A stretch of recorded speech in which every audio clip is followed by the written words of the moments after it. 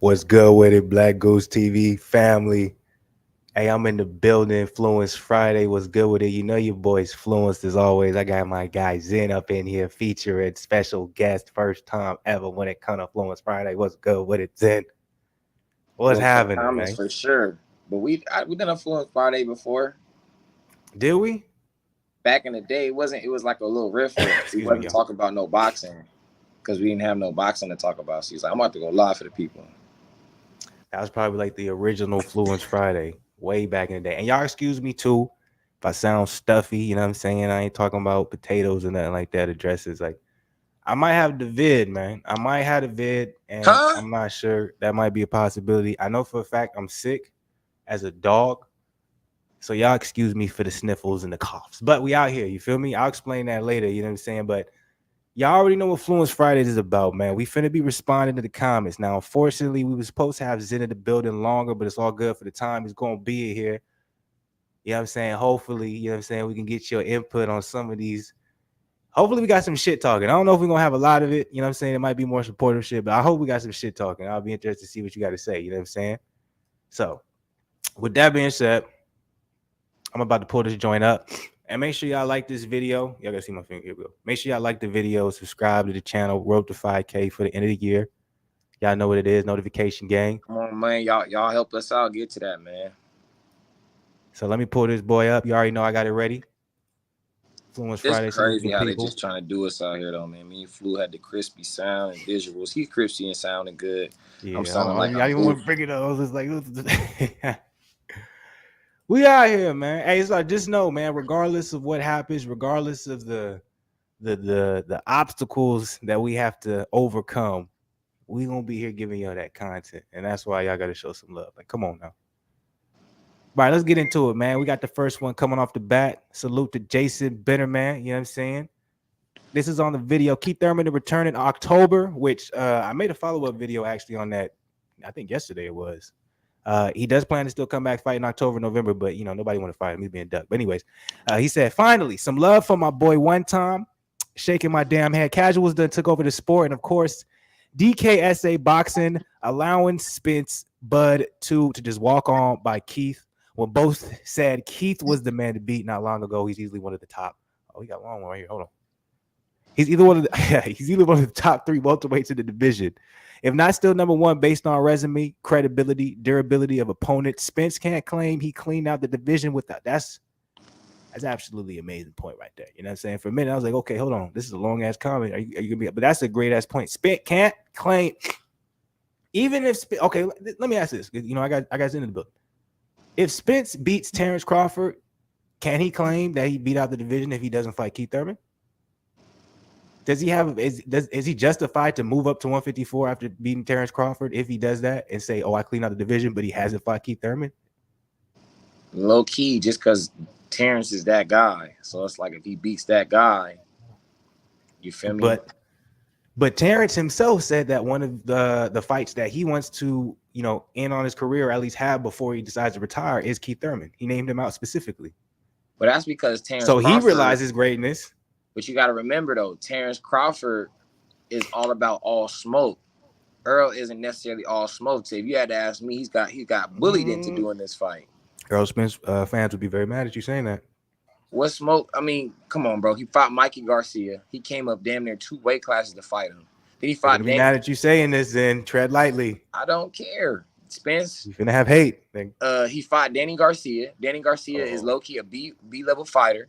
He's not Whoa, a fighter. whoa! Come on, no, Danny Garcia is not a B level fighter. He's If an people are A telling me minus. AB is a B level fighter, then Danny Garcia is a B level fighter. That's because people tell you that doesn't know boxing. AB is not a B level fighter. AB is clearly an A minus fighter. He's on the same level as Danny Garcia. I would argue he's better than Danny Garcia because AB did not have the discipline of Garcia and still accomplished more. He held belts. You feel me? I'm just saying. Danny Danny did hold a belt. Garcia. Excuse me. I'm sorry, Garcia. You did hold a belt. My bad. Danny Garcia is a little overhyped, right? We look at Sean Porter. That man, Terrence Crawford, dusted Sean Porter in a great fashion. His daddy saw what was coming. He's like, nah, I can't have my son go out like that. Especially because I'm pretty sure he knew that was going to be his last fight. So, and I agree with you. Real quick, isn't it fucked up though how they try to tarnish that win. They're like, oh well, Sean Porter was already going to retire. His dad, he threw in the towel. I'm like, bro, you know, he saved him from like if his dad would have allowed that to go one more round, Sean Porter probably would have had a very different retirement. Let's just say that it would have looked a lot worse. So this is no disrespect to Sean Porter. This is all respect. I just want to salute Jason Bitterman. Wait, great comment, man. Brought up some good things. But I do have to disagree with you, Zen, on that very point of that if Errol Spence beats Terrence Crawford, he can still claim to be the king of the division. He can move up. He has to fight Keith Thurman. I'm not saying what he's going to do is right. I'm not going to say what he's going to do is valid. I'm saying that's what he's going to do. I'm saying he does not want to fight Terrence Crawford. Think about all the people he's fought, but before Terrence Crawford, for what reason? Which, in case everybody knows too, that fight is not for sure. So all these channels and all these, they said October, and then I heard something say November. Like the date just keep changing. So they don't got. If y'all want to know the truth, go check out my video that I did, and I did a reaction to Old Man Bob Earl, and he laid it out simple. Stop. All right. Put some respect old on man Bob. He ain't old. He getting young. Okay. Old young man Bob Earl. He laid it down simple and clear. He said, "Look, this is a big fight. Of course, it should happen. I would love for it to happen, but it's not going to happen because it's a big fight. And this is me. This is one he didn't say his word for word. I'm paraphrasing, but it's a big fight because hardcore fans love it, and hardcore fans don't pay for fights, right? You generate money off of casual fans, off of it being in mainstream media and everyone wanting to see. So at the end of the day, the price, what they're asking for isn't worth the risk. And he's basically saying you're either going to need someone to subsidize this, or you're going to need someone to be willing to say, hey, I'm willing to invest in something that I know I'm going to lose money on, but I think in the long run it's going to work. Where have we seen this happen before? Recently, Deontay Wilder, Tyson Fury. Everyone thought they were going to lose money on this because Tyson Fury didn't have a base in America, and people thought America didn't really like Deontay Wilder. Well, guess what? That paid off. But there's a difference between that because we're talking about heavyweights. So, you know what I'm saying? That's a different thing. Heavyweights are easily going to be attracted to, and if people are going to watch it, you're going to be easily be able to draw in casual fans because blah, blah, blah. You have a narrative. And then, of course, you had, in that instance, people don't want to talk about it, but you had the race thing, of course. That was a big factor in it being, such a success. You had the black, white, Irish, whatever. I'm sorry, not Irish. What is he? Gypsies. UK, all that good stuff. Anyways, so salute to Jason Bitterman, man. Love this. I didn't even get to the whole comment. That's how good the comment. See, when the comment is good, it's almost like I'm watching a reaction video. You know what I'm saying? So, I appreciate that. So, with that being said, hold up. Zen finna be right back. Salute to him. Let me get through this. Spence can't claim he can be cleaned out of the division without being the last unified champion of the division, who's still currently fighting in the division and in the top 4 and the most ranked. Okay. I agree with that. Still a viable and profitable opponent. Him and Bud, title reign isn't legit without a fight with Keith at least one time. So for me, I'm going to be 100 with you. I'm not even going to lie to you. I agree. Look at the caps on. My bad, y'all. I agree. Yeah. I'm like, why are you shouting at me? But let's be honest. Most Earl fans and Bud fans don't respect Keith and don't understand he accomplished more at this weight class than they ever did at a younger age. That's just, I don't want to sound like a fanboy or anything like that, or salty or weightless. That's supposed to be weight class. And you know what I'm saying? But these are just facts, Someone tell me where I'm wrong. I said I agree, but let's be honest. Most Earl fans and Bud fans don't respect Keith. They don't understand. I suppose, but they don't understand. He accomplished more in his weight class than they ever did at a younger age, and that's a fact. He was undisputed at 147 at a younger age.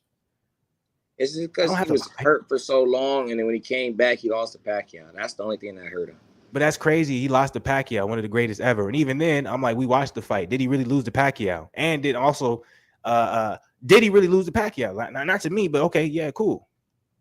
If anything, it should have been a draw because Pacquiao lost him last 7 rounds. It was 7 and on. And then people, how old do you think Keith Thurman is, Zen?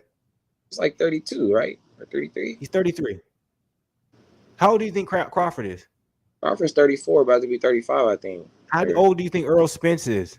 He's 32. So how has he lost his prime? And he was undisputed at 28. If anything, he got less damage than both of them because he wasn't fighting during that time. So thank you. That's what I'm saying. I'm like, this narrative that he's beat, he's old, is like he hasn't done anything. It's because he was undisputed during the era. Apparently, he wasn't necessarily paying attention to, but he was undisputed at 147 when he was 26, 27, 28 years old. Man, he was out of the game. 29, 30, 31. Came back around 32, or excuse me, he came back around 31. Had that fight with Pacquiao. A lot of people was like, "Oh, why'd you take a whole year off?" And then came back at closer to came back at 33. Was because he had that Pacquiao money. He was chilling. A lot of people don't know Keith Thurman. He trains at LA Fitness sometimes for his fights. He doesn't spend money. Bro, where do you think he trained for the Pacquiao fight? Bro? I don't know why that made me laugh. Boy be at LA Fit for his fights. He's saving money. No, I'm talking about. Oh, that's for real though. That's too funny, bro. I can just because when you said I could just see him because they really got bags in LA Fit. I can just really see Keith on. What's going on? Like, why is Keith Thurman in here? No, it's a known fact. Because he gave Barrios work, boy. Majority of his training camp for the Pacquiao fight, he trained at LA Fit. Because he gave Barrios work. Like Tank knocked him out and all, but Tank was losing the fight. Like there was not one round Keith winning, that motherfucker was losing. I'm like, damn. And I also think Keith could have got him out of there if he wanted to, but I think he was kind of just like, I need to get my rounds in. Yeah, he was just trying to get his ring rust off for real. He's like, and this is a good big opponent for me to have to adapt to. So if I fight people my size or lower, it's gonna be easy work. I agree with that. I think Keith can beat Spence, but Crawford, it's gonna be tough. I'm gonna say that. This is the reason why I can't beat Crawford, but Crawford's gonna be too tough just because he can switch them stances. I love Terrence. I love Earl. I'm more of a Terrence Crawford fan than I am of Earl Spence. That's known. But ain't no one coming over one time. I remember when that man was doing work. Look, y'all can I'm just telling you. Keith Thurman, there's a reason why Barrios was not able to put any type of hands on him. There's a reason why Pacquiao later in the rounds, that boy was slowing down. Keith got real power in his hands, and that's what they forget. And this is one thing that I point about Keith that's so beautiful is, and this is what I loved when I saw in Barrios, he switched that. He's such a graceful fighter, but he has heavy hands. So he doesn't necessarily utilize his power. And when he was young, you feel me? When he was in his prime, he was really able to touch people, drop them. But, you get a little bit older. But if you're fighting off that back foot, you can't generate as much power. You see what I'm saying? But it's beautiful what he's been able to do now and transition into where now he's using his angles, using his combinations. And the fact that maybe he's not necessarily dropping people with that power is keeping them off from wanting to be in a certain position where they feel like they have the offense to do something against them. If that makes sense. But, see. This is what happened when Zien feature up in there, man. He don't allow us to even get to the comments, so y'all blame it on him, man. So, salute to NBA young boy. That can't be the NBA young boy. Nah, it's not. No. Reaction to Ryan Garcia versus Hadia for Tuna face off. He said High Desert Fire, absolutely, man. And I'm assuming, man, I be seeing you comment all the time. I'm assuming you from the High Desert, man. So salute to that, man. Hometown for real. Salute, bro. Always. This is in reaction to the Chris Colbert accepts Earl Spence Jr.'s challenge. Says he will fight his fighter, Frank Martin. Frank Martin's the guy that's coming up, man. He looks solid. I'm not gonna overhype him, man. I don't see nothing crazy special about him. I think actually Colbert will have a good chance about beating him. You know what I'm saying? If Wait, so Earl's not trying to fight Terrence again? It's not that. It's not that he's not trying to fight him. Yeah, because I didn't even finish what I was supposed to finish on that point, did I? I just went into something else. It's not that he's not trying to fight him. The case is, it's just there's too much money on the line to be risked, and there's not enough out there to say, hey, I'm gonna be able to make this money back. See what I'm saying? And so old man Bob was just basically saying, like, the only way someone's either going to do this, they have to have a third party come in that's willing to, you know, subsidize the loss, or you're going to have to be willing to have someone come in who's just being like, hey, I'm willing to take this risk that I'm going to pay these guys this amount of money, and I probably won't get it back, but I'm hoping in the long run it will work. And I was just basically saying, you saw that with Deontay Wilder versus Tyson Fury, but that's a whole different thing because you had race playing the factor, you know, heavyweights plays in the factor, you know, power puncher versus boxer playing the factor. Like, that's different. You feel me? We're talking about enough fans though for anybody. I'm like, I know they're not heavyweights, but it's kind of like when Pacquiao fought Floyd or Canelo fought Triple G. I think it could do some numbers for sure. Like, that's everything everybody wants to see. Everybody wants to see this fight, regardless if people want to agree with that statement or not. I think a lot of people want to see this happen. It's been years of buildup. It's not like it's been just a recent thing, you know, like this has been almost about 5 years now that Errol Spence is just way better than Bud. That's the narrative, really. Unless you're a Bud fan that rebukes that, like, that's the real narrative. Like, he's the golden child from Dallas, and the Terrence Crawford's a lucky Cornhusker from Nebraska. Yeah. Terrence Crawford, yeah, no one expected him to be where he was right now, especially since we're talking about someone who came up from lower weights too. So obviously, you know what I'm saying, he wasn't even on the spectrum, and people don't want to talk about that, and that's why there was a dog in him too. There's a different type of dog, but I don't even want to necessarily try and, you know, compare and contrast, even though you can. At the end of the day, I still feel like the possibility of the fight happening is still far-fetched. That's just my personal opinion. I know there's a lot of interest, but I just don't think there's enough interest in casual fans to make this happen. Like I said, as much people want to talk shit about casual fans, what drives the market is casual fans, because they'll spend money. You know what I'm saying? Us hardcore fans, we don't spend money as much as them. Why? Because we know the sport. So we know when there's a good card. We know when there's a bad card. We know when it's worth our money. We know it's not. Casual fans don't. If they just see a name, they'll pay money for it. You feel me what I'm saying? If there's a narrative behind it, they'll pay money for it. That's a fact. Your Cash App is hilarious, though, nigga. We out here, you know what I'm saying? So, look,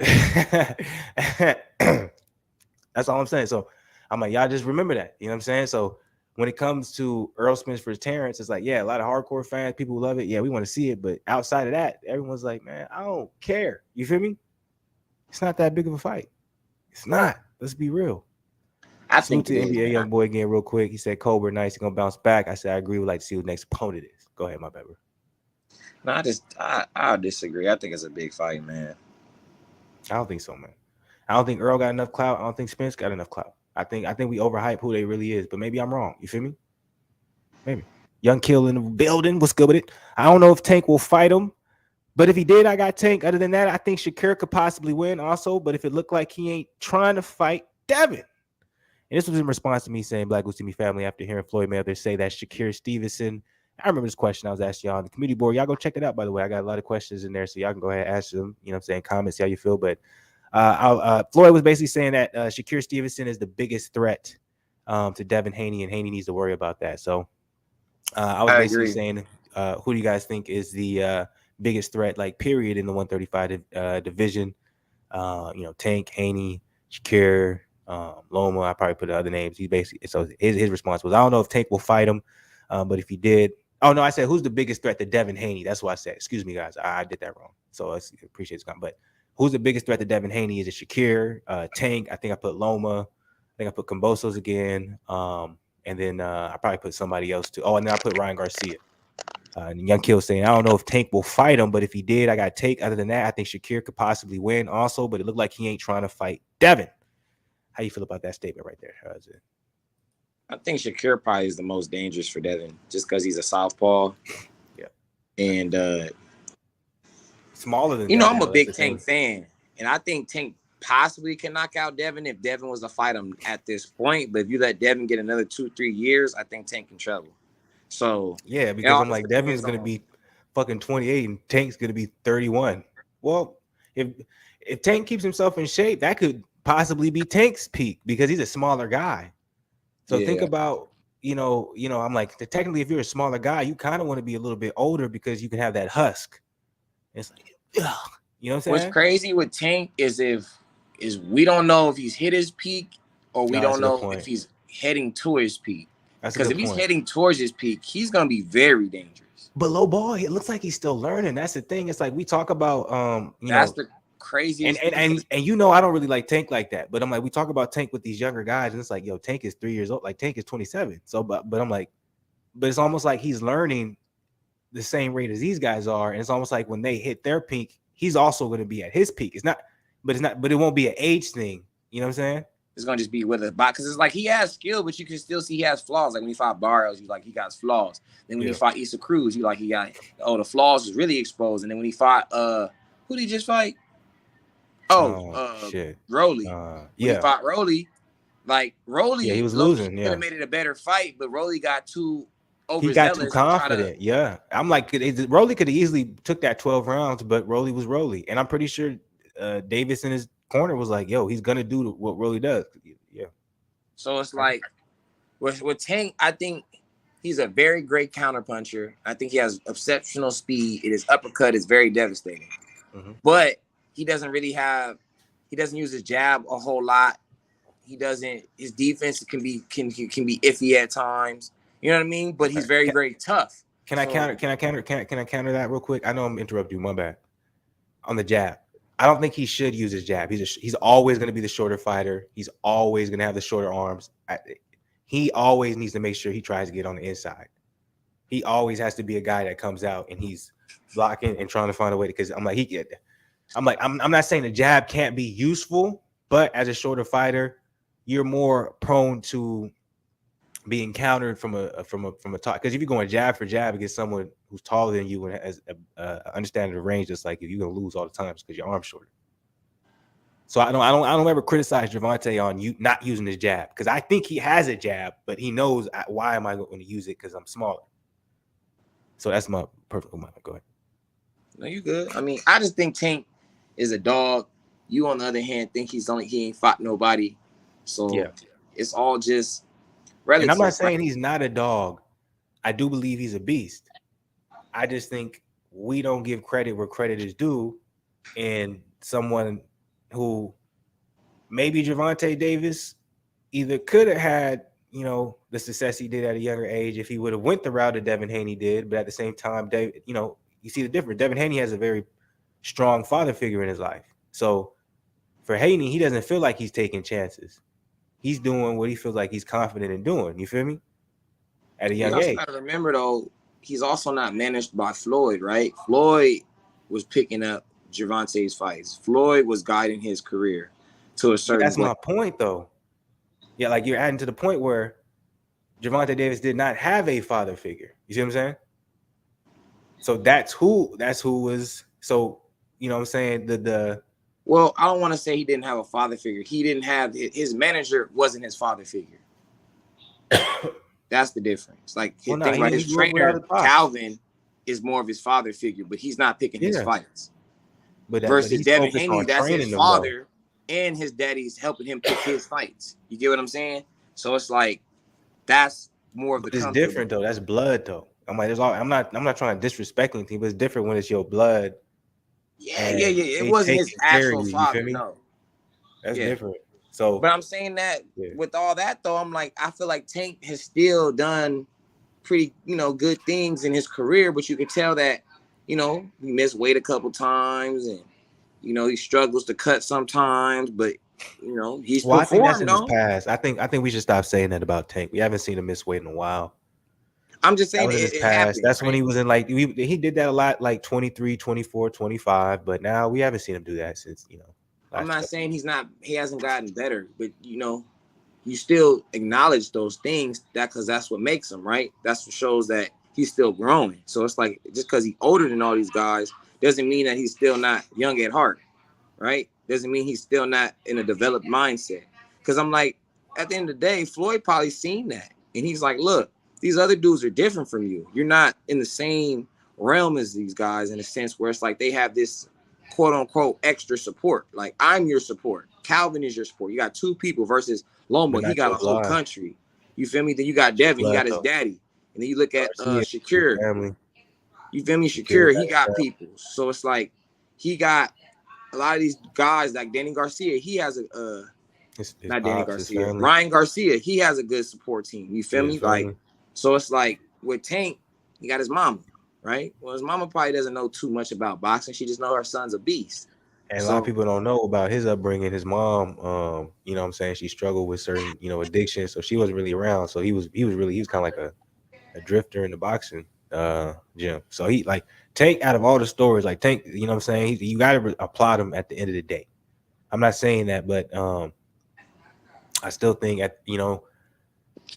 gonna be interesting to see where he goes from here because Ryan Garcia is making a big push. He wants to fight. I think everyone was trying to clown Ryan Garcia and try to make it seem like he's just talking. I believe Garcia because I think Ryan Garcia feels like he could beat Tank. I think he could beat Tank, but we'll see. You know what I'm saying? The last person who called out Tank and wanted him, and we hope we could get it. They never had it. Do you happen to know who that is, Zen? yeah, it was Rolly. But see, the thing No, with Ryan is, no. The last person who called out Tank and was supposed to get it. oh, Tevin Farmer. Thank But you. the thing with Ryan is, and we gonna rep the high desert. If he fights Tank, I'm gonna have to be biased for that night, right? Absolutely, nigga. But within being biased, Ryan's downfall could be his ego. That would be his downfall. Because when Tank fights, he doesn't fight with ego. We've seen it. He kind of just does what he always gonna do, right? But with Ryan, you see that the fight before this last one, his ego was so big, he think I'm gonna get this dude out, and that dude went all 12 rounds with him. But he should have got that dude out. But I feel like his ego was telling him like, "Oh, this gonna be easy." Then when he got up in there, he like, "Oh shit, like this motherfucker actually be trying to fight." Like he might not be necessarily at my level, but he's not backing down and letting me just get my shots the way I want. He's making me feel he's making me box differently, right? So I'm like, with that, if he goes in there with ego, like Tank is short, kind of like how Rolly kind of looked at Tank. He's short, he da, like get to just But having a Rolly certain isn't. type of. But Rolly isn't Ryan Garcia though. That's the difference. He's not, but I'm saying he could still lose off ego though. You feel me? Because I'm like, with that could make you Nah, that's not maybe. gonna happen, man. I'm telling you where his downfall would be. I'm not I saying fuck that's with what he's Davis. gonna. Like I think Davis is a beast, but he's not. Garcia beats him. I don't know, man. I don't know. It's not that easy to me to just say that, right? To me, I'm just like, because I've seen Tank, like you say, he's only getting better, and I'm like, his team does a very phenomenal job breaking down his opponents. We've seen the show times. Like Calvin does a very extensive job. I don't care about none of that. I told you I respect Davis. I love what he's doing, what he's gonna continue to do. But I need to see you in the ring with someone where I'm like, okay, I see what you want. Because I'm like, Ryan Garcia's been in there. He's been in there with Luke Campbell. He's been in there with Javier Fortuna. All right, respect. Devin Haney, George Cambosos Jr. About to do it again. Before that, Coco Diaz, Gamboa. Like, come on, bro. Linares.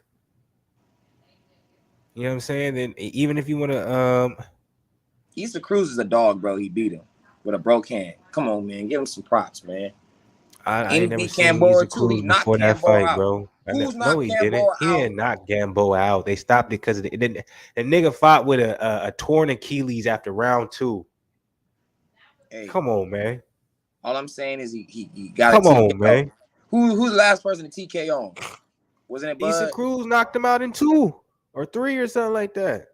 He did. But before What that, you it was talking Bud, about? though. But before that was Bud. Okay then. So But I'm I'm saying like, you got to he give him his injured his props, though. Achilles in the 2nd round. How you not finish him in the 5th? It took exhaustion to win. But we Like still, literally. but we've been saying it, though. Tank's learning, though. So it's like, even with that, though, you still got to give him his props. He got it done. I'm Right? not saying I'm not giving him his props. I'm just like, this narrative is if, you know what I'm saying, Ryan Garcia just gets smoked. It's crazy. It don't I make mean, no sense to me. you're just trying to make it seem like Tank is not going to be a hard fight for him. Like, it's going to just be like, yeah, Ryan going to get that done. Like, I'm not saying it's not going to be a hard fight. I'm just saying it's who I pick. Real quick, salute to Young Kill. I respond and say I respect that. I won't lie, though. I think Haney beats everybody 2 to 3 years from now, but can catch an L if he fights the wrong opponent too soon. We're going to move up. that. Ebony is sweet. Responding to time moves too quick to be nonchalant. The boys recap. Fluence is in podcast. Make sure y'all go check it out. It's always fire. Ebony Sweet. Fluence is definitely an old spirit because how can you not like Stranger Things? You about 60 years old, bro, man. Stranger Things was trash. I think Absolute garbage. that last episode. It was just a whole bunch of just filler shit. Like, why was I watching a TV show? When did TV episodes start being an hour and a half? Nigga, that's a movie. Now it was both of them. Both those last episodes was movies, but it's because they thought it was gonna be the last season, and at the last minute they got renewed for the 5th season. That was supposed to be the final season. So what happened was, I think that somebody made them. You feel me? They had to change up the whole plot on how it was gonna end. I don't care. That's cool. But nigga, you ain't finna tell me this. Stranger Things is too damn long. Shaking my hour and a half episodes is crazy. But then y'all got the nerve. But y'all got the nerve to say that the Zack Snyder Justice League cut is too long. Nigga, it's a movie. I can do 3 hours in a movie, but y'all ain't got no problem now. All of a sudden, TV episodes is an hour and a half. Who's y'all? That was some bullshit, nigga. Who's y'all?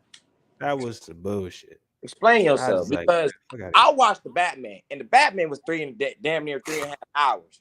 All right, and I enjoyed it fully. I will say though, with the Batman's rewatch ability is terrible. I can't watch it.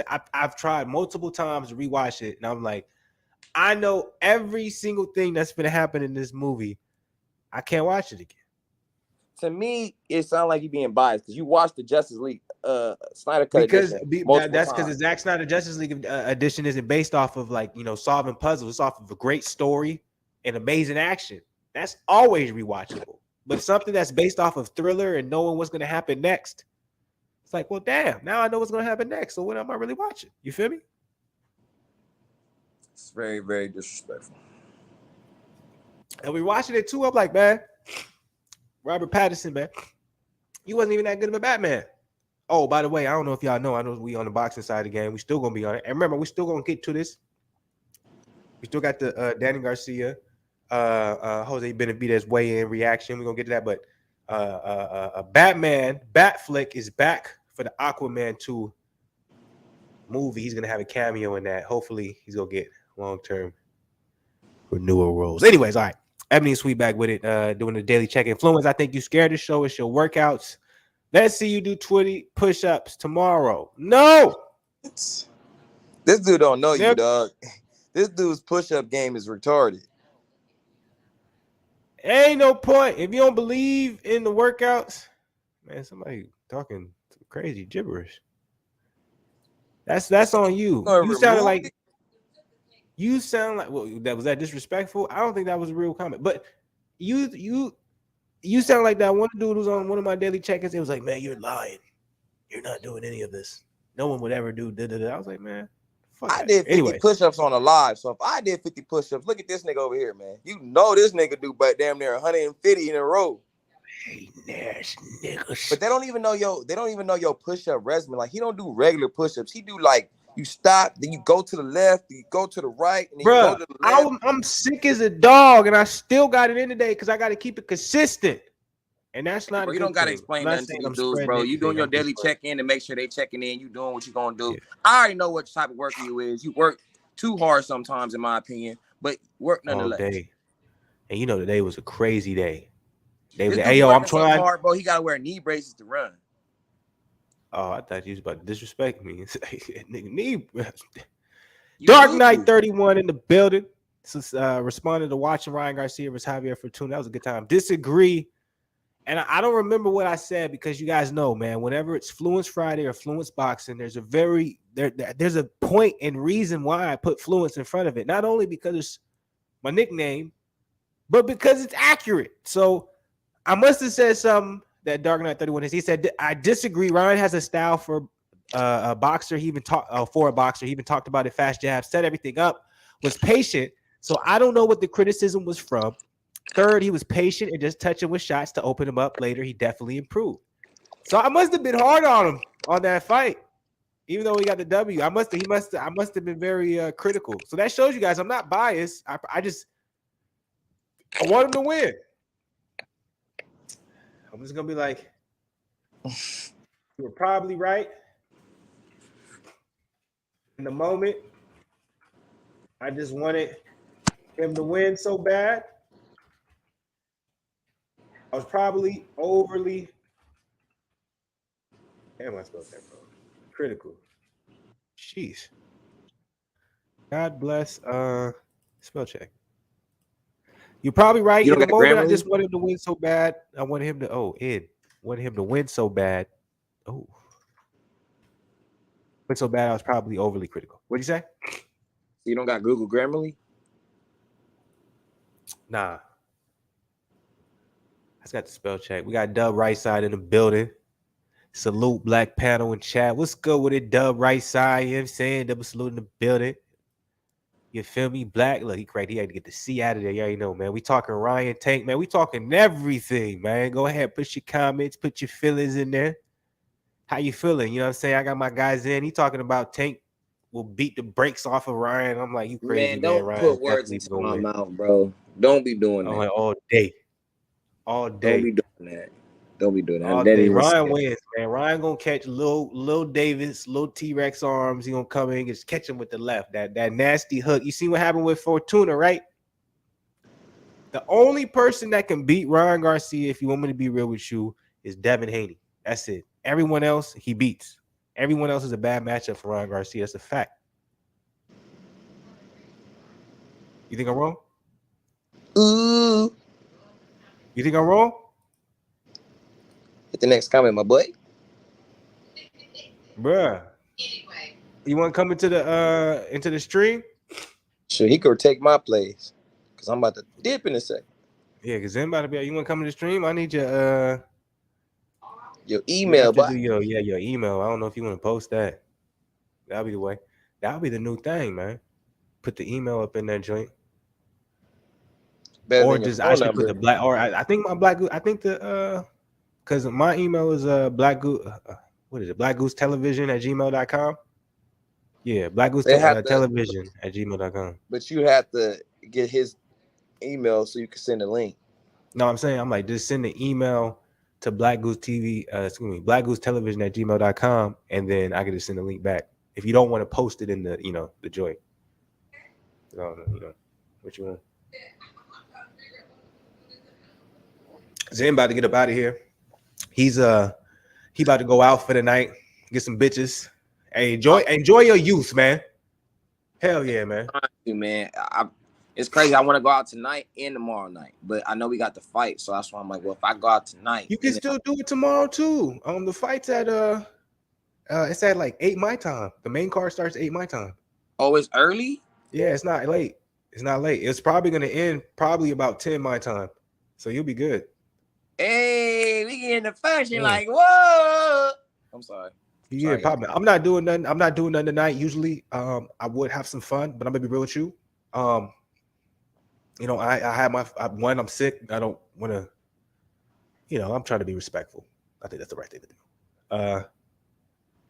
And I spent a little money earlier after I got out of the gym, went pampered myself, so I'm good. I'm chilling for the night. So, so I'm good. I had my fun for the night, and I'm chilling, and I'm talking to the people. So. Tomorrow, I'm trying to figure out my situation. I have to correct that. So we live tomorrow. We got everything. We don't got to do nothing like this, whatever. Oh yeah, you know what? I won't even lie to you. The picture, the quality was so good. The volume wasn't bad. I forgot. But all right, yeah, Black Goose, man, I appreciate it. Right. Fluence gonna keep hitting the comments. He gonna keep doing the Lord's work, and y'all give us subscriptions and subscribe and everything. My boy be putting in work to get these videos. What's the road? What we trying to get to for the end of the year? 5K plus.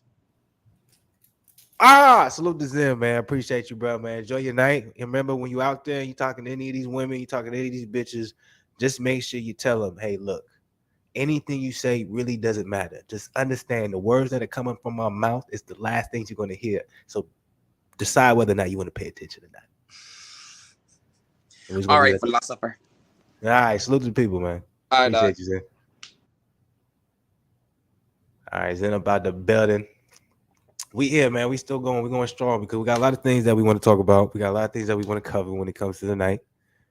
You feel me? Good times, man. Salute to Zen hopping up in that joint. That was good times, man. I had a good time right there, man. Talking some good shit, man. He finna have some good times, man, going out there. Partying. I would love to. I would love to go out. I would love it right now. Go have some fun.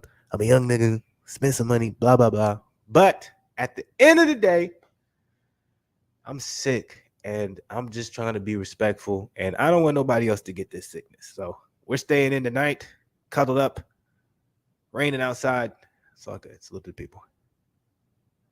Deborah said to check the Apple as well, respectfully. Absolutely, absolutely. I might be missing something there.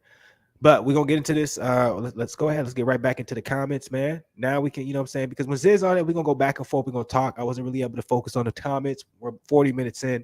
I barely got through 3 or 4 comments, but we're gonna rapid fire these bad boys. We're gonna get through as many comments as we can, hopefully get to the very end. And then after that, we're gonna go and we're gonna watch the weigh-ins of Danny Garcia and Jose Benavidez, because you know we got Fluence Lounge coming up tomorrow, man. So let's go ahead and get it. Then next up, we got, and salute to Dark Knight 31 for that comment. Loved it. Explain through rap. Great video. We just dropped a rap breaking down the fight. So I'm going to go ahead and I'm going to put some love on that. Salute. I'm going to be like, salute to that.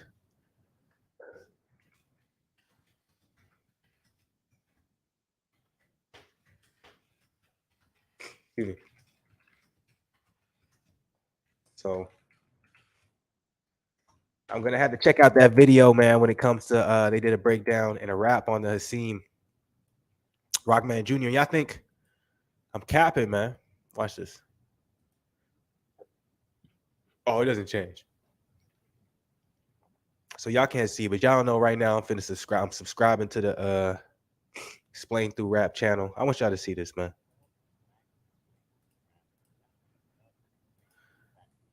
I'm subscribing to the channel right now, man. Hold up. I want y'all to see that. Because I'm all about support. You feel me? So we're going to stop that right there. We're going to share Chrome tab. You feel me? Here it is. It's their channel right here, man. Y'all go check out Explain Through Rap. Appreciate you, bro, coming in and commenting. You feel me? You got a subscription for your boy all day. You feel me? So appreciate you coming through. Explain Through Rap. Winning, just subscribe. So appreciate you, bro. I'm telling y'all, man, I really do appreciate everybody who comments on the channel. If y'all come through and you do guys, you know, decide to comment, you got a channel you're trying to build, whatever the case may be, man. You ain't gonna get nothing but love. You feel me?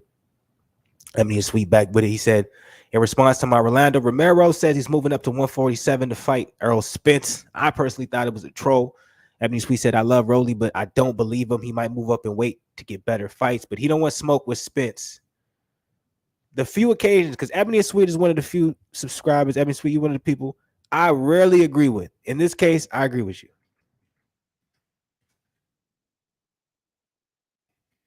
I'm gonna put surprisingly. Rolly just trolling.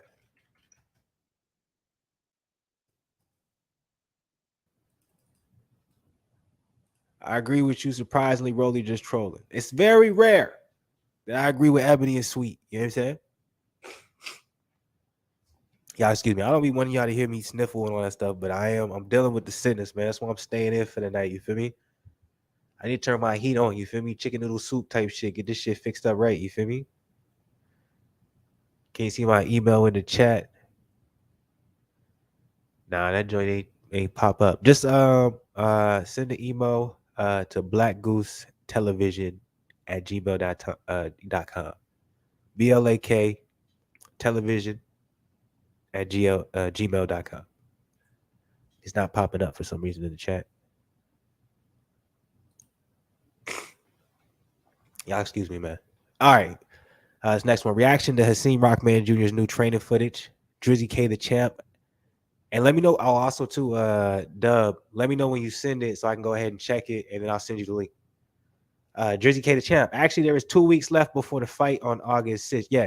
So this is a reaction to the Hasim Rockman Jr. new training footage. I remember I was talking about some of the things that you're going to have to look at that's probably going to be a problem for him in the upcoming fight against Jake Paul. And one of the things I was saying was the fact that, you know what I'm saying, for him to adjust and to get into like just, you know, a professional fight ready shape in, you know, basically like 4 weeks is crazy. You know what I'm saying? He said he's been in the gym. He said he didn't have a fight not too long ago, but yeah, I got to remember, man, supposedly he had a stoppage. So obviously, you know, he had like, there had to be some type of medical something medically that was put down, basically saying that he couldn't compete for a certain amount of time. So for me to believe that he was just crazy in the gym after that, or maybe he was because that was the first time he lost, and so that made him go crazy hard in the gym. I don't know what the case may be, but the shorter the time he has to be prepared, because remember, he's a late replacement. It's just like that is a disadvantage. I don't think that's the biggest reason why I'm not, I see a flaw. Like, y'all can go check out the other videos I dropped and the reason why I feel that way, but that is something you have to keep in mind, in my personal opinion. So salute to you, Drizzy K, the champ.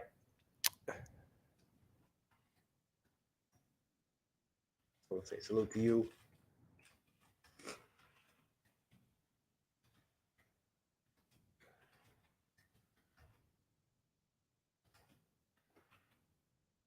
We will see it from Rockman Jr. can handle the pressure.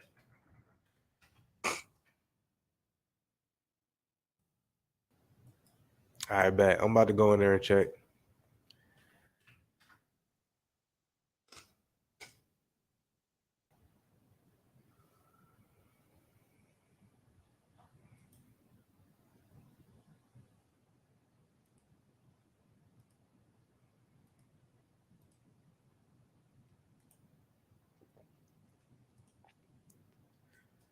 Here, I got you. I'm gonna put it in because it didn't go through.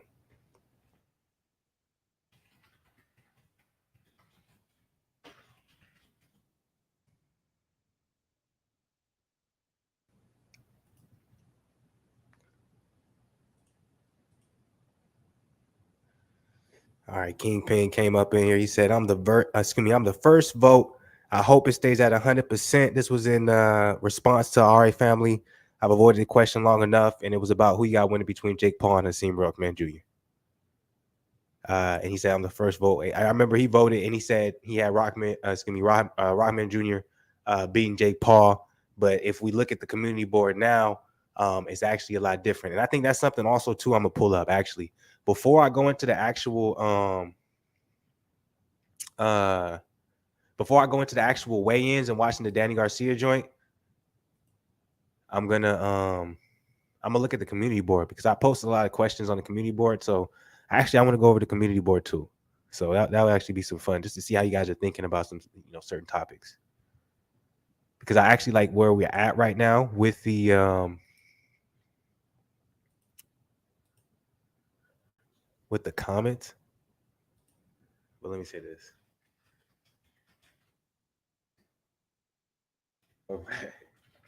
Black Laugh Aloud. Unfortunately, it didn't stay 100%.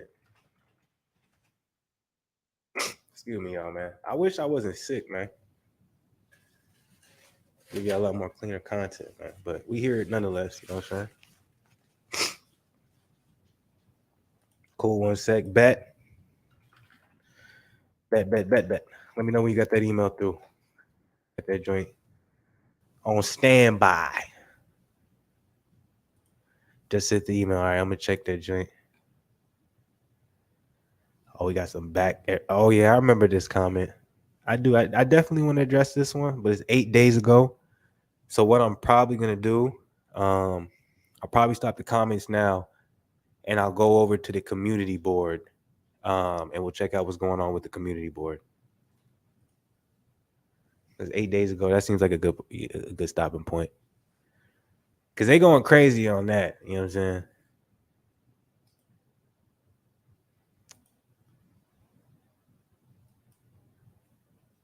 Let me see. I'm checking right now to see if I got the email coming through. It's crazy. Let me see if it's in my spam. Okay, I got it. All right, I'm about to shoot over the link to you, and then I'll pull you in a minute. I'm gonna pull up this community board. Let me see where's the. All right, here we go.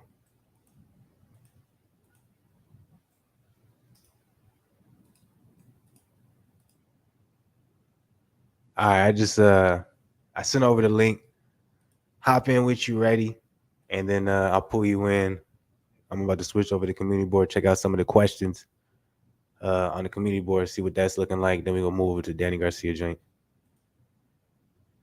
This is what we on, man. It's the new thing, man. When y'all come on Black Goose TV, man. I'm sending the links out, especially on Fluence Fridays. Most likely, the times I'll send out the links is Fluence Friday and Fluence Lounges. That's the times I'm going to send them joints in. So we got Dub right side in the building. I'm gonna bring him in. What's good with it, man? How you feeling? Hey, what's good, bro? Can you hear me? Yeah, I can hear you loud and clear, man. Hey, salute to you, brother. You doing good work. You're doing very good work, and I appreciate it.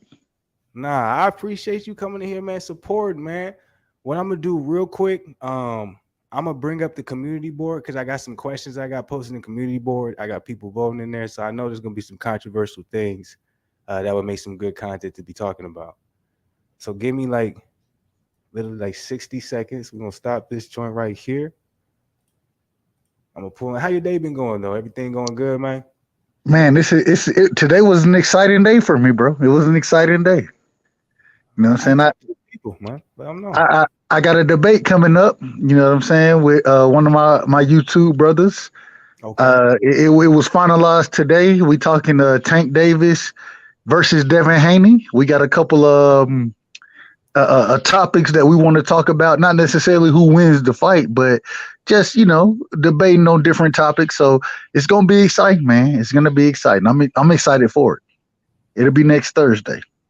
It's next Thursday. Okay. And it's going to be streaming live on your YouTube channel. Now it ain't on my channel. It'll be on one of my brother's channels. I don't know how you rock with plugging other people's channels, so I don't want to do that. But plug it in, man. That's all we about, man. We about sharing the community, man. Let them know. Drop it in. It'll be Knockout Boxing 86 TV. You know what I'm saying? Me and him will be debating each other on certain topics with Tank Davis and Devin Haney. You know what I'm saying? He's pro Tank, I'm pro Dev, and we looking to see how this work out, man. We looking to see how it work out. Let me clear. Knockout Boxing 86 TV. Facts. All right. KNOCKO UT Boxing 86 TV. Yes, sir. All right, I'm gonna post that right there. Put in there. So you pro Haney, he's pro Tank. Now let me ask you this. I kind of want to stay on topic of that same thing, and I also want to touch some of these community board questions. But on that fact that you just talking about right there, let's go ahead and insert Ryan Garcia into this chat real quick because I'm gonna have to do this because I'm from the same place Ryan Garcia. I'm from the high desert, so you pro Ryan Garcia. So I've been a Devin Haney fan for a very long time. I've been the guy that said Me that too. Devin Haney was going to dominate, division for a very long time. But I've always said if Ryan Garcia can get under the right training, get his mind right, he's like the kryptonite to everybody. Why? Not necessarily because he's the better boxer, he has the better IQ, but because he has all the physical advantages that if he's taught to use them right, he can beat everybody. He's dangerous. If he's taught to use them right, he's dangerous. My problem with Ryan Garcia, I feel like, when he was under Eddie Reynoso, I feel like that stunted his growth as far as because I'm one of the individuals, and I get a lot of hate about this for being. I'm pro Ryan Garcia. I think Ryan Garcia is a hell of a fighter. Yep. My problem is I don't think he's been taught the right things. Because he has certain things that he does as far as keeping his chin up in the air, and even if you look at the last fight against Javier Fortuna, you notice that he tried his best to make sure he was tucking his chin versus keeping it in the air.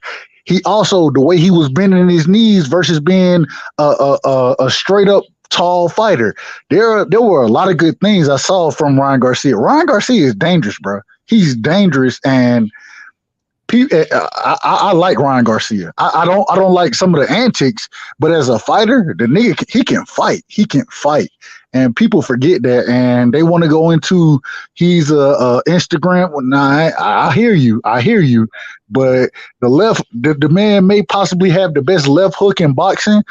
The body shots that he throw are crazy. I still, once again, and especially in that last fight against Javier Fortuna, the straight right he was using, the jab he was using, man, I'm just saying. And he's what, 5'10"? He got 5'10", 5'11". yeah, he got good reach. You know what I'm saying? Hey, I think he's a problem. I think Dev will beat the shit out of his ass, respectfully. No, but I respect that. I respect that. Go ahead. But if he comes up against a Tank Davis, niggas talk Tank Davis, bruh. That ain't no. I think Tank has a good chance to win the fight. But at the same time, if he take his shit out the air, he take that chin out the air, bruh. You got big problems, Tank. You got huge problems because the hand speed of Ryan Garcia, I think he lacks the footwork. I think he lacks that. You know what I'm saying? But outside of the footwork, I think that man, to get on the inside, you're gonna have to take a lot of punishment to get on the inside. And I don't know. I got Tank winning the fight, but I think it's gonna be a very close fight. And if Tank don't knock his ass out, Tank gonna get his ass whooped, bro. Respectfully. So you think Tank and Devin can beat Ryan Garcia? They have the upper edge. That's what you say. I think that with Tank, bro, because of the size advantage, the reach advantage, the power that Ryan Garcia carries. My only problem is I hadn't seen him in the ring with tough opponents, and so I think if he Ryan or Tank, both. But we could argue though Ryan has technically been in there with a little bit tougher because I'm like technically the best opponent that Tank has had would be Gamboa. Technically, nah, I wouldn't say that. I would say either Leo Santa Cruz. Or Pedraza. I would say Pedraza or Leo Santa Cruz over Gamboa. Pedraza or Gamboa. You discrediting Gamboa like that? You know how great your Gamboa is. I love Gamboa. The problem was when he got in the ring with these dudes, bro. He won the same Gamboa that we knew. He won the same. Is compared to Pedraza and compared to Leo Santa Cruz, Gamboa was not scared to take chances. And that's kind of the knock on his career is he took chances that it's like, man, why you take that fight? Why did you move? You know what I'm saying? And that's because he thought he was that great. That's my personal opinion. It's like, if you're not that great, you're not going to take those chances. I'm like, Pedraza didn't take those chances, and neither did Leo Santa Cruz. The one time Leo did take that chance was against Gervonta, and he got knocked out. So like me personally, when I look at Ryan Garcia's resume, I see Javier Fortuna as a very formidable win because Lomachenko wasn't able to get Fortuna out of there. He fought no, it wasn't Loma. Who did Fortuna fight in his last fight? I believe Fortuna in his last fight. Well, his previous fight outside before Ryan Garcia. Then Fortuna fight Jojo Diaz. Yes, I believe it was Jojo. Yes, Jojo Diaz. And Jojo Diaz wasn't able to get him out of there. And a lot of people saying Ryan Garcia was ducking Jojo. But you see what Garcia did to Javier, and then also Luke Campbell. People want to act like Luke Campbell was an formidable opponent. Luke Campbell gave Lomachenko hell to an extent. Loma was able to get Luke out of there. Hey, Luke Campbell is a gold medalist, bro. So exactly. you got to have skills to be a gold medalist. You got to have skills to do that. So we have to respect Ryan Garcia has a resume. I think Devin Haney has the best. This is my personal opinion. I think Devin Haney has the best resume as of now. When we're talking about that weight division or hovering around that weight class. Right behind him, me personally, I think it's kind of arguable. If we're talking about the young guns, then I would have to put Ryan Garcia there, and then next I would have to put Gervonta when it comes to the resume. But this is the problem. The problem with Tank is according to everybody I talk to, you know what I'm saying? Like I said, I got a debate against it. So I'm anti-Tank right now, even though I love Tank as a fighter. I love him. Yeah, and me too. I'm anti-Tank right now. My problem is he has the opportunity to make the big fights, and that's not what he's doing. Out of all the fighters right now, you know what I'm saying? He got the best opportunity to make the biggest fights happen, and he ain't going for the smoke like that. So I can't disagree with anything you just said. The thing is, though, what you'll probably get back the pushback on that. Well, I don't know if he'll go there, but you can say it's like it's not his fault because.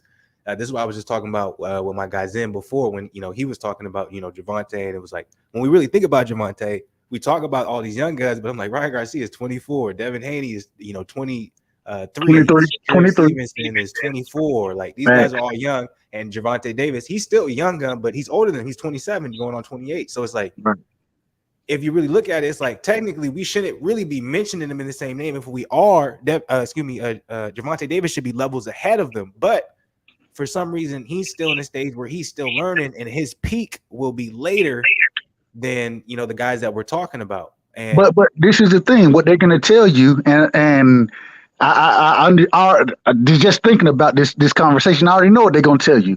Well, Gervonta Davis, he didn't have his dad there, so it took him a little longer to develop.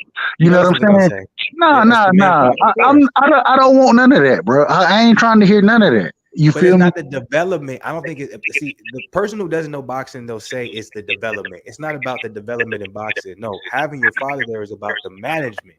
The management. His future, his past was controlled by Floyd.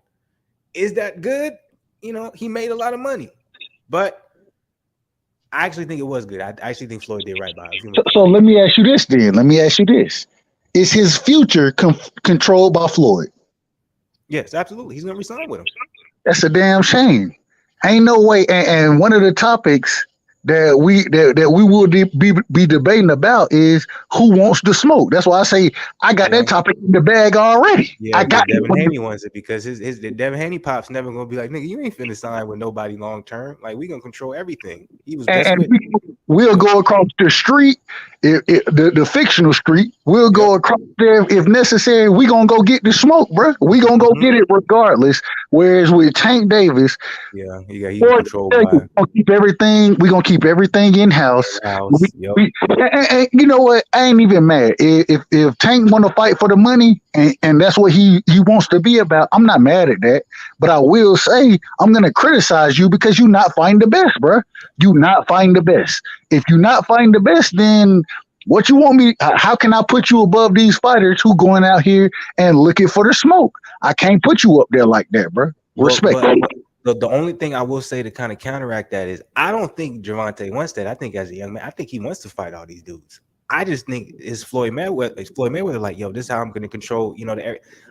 This is one thing a lot of people don't want to talk about. Everybody wants to make Adrian Broner seem like he's a failure and he's not, he's going to be a future Hall of Famer. So all of you guys talking shit about Adrian Broner doesn't make sense. He was the youngest 4 division champion. They don't know. They just forget. It's like I ignore all the Adrian Broner slander. I'm like 5-6 years from now, y'all going to be talking about Adrian Broner and like bright lights. But y'all don't understand the reason why Floyd Mayweather. Well, I'm not going to say this. This is from my perspective. Allegedly, this is me watching whatever. I think the biggest reason why Floyd and Adrian Broner didn't work out was because Adrian Broner wanted to be like Floyd so much, but at the same time, he didn't want to sign with Floyd. People don't ever talk about that. People always try to make it seem like, oh, he wanted to be like Floyd, and Floyd didn't like that. Y'all ever realize that Adrian Broner never signed with Floyd? He was signed to Showtime, but he never signed with TMT. But also, and somebody like Devin Haney came up under the Mayweather, you know what I'm saying? He didn't want to sign with him. Shakur Stevenson was in that gym as well. What happened? He didn't want to sign with him. When you sign with Floyd, and respect to Floyd, I love Floyd boxer. As a promoter, I look at him differently. The reason being is because he has this blueprint that he's looking for to make money, and that's what promoters are supposed to do that. But at the same time, with somebody like Tank Davis, and when I think Tank is the goods, bro. I think he's the goods. I think Dev beat him. I think Shakur beat him. I think at 140, Gary Antoine Russell beat him. Outside of them, those individuals, Tank stop everybody else, in my opinion. I'm happy you pointed out Gary Antoine Russell because he's a guy and nobody's talking about him. He finna be a dog. He a beast, bro. I ain't gonna lie. Dev is my favorite fighter, bro. I ain't gonna lie. If Dev fight Antoine Russell, he finna be a dog. I'm probably gonna have to take Antoine Russell. I'm rooting for Devin. I'm rooting. And this is how much of a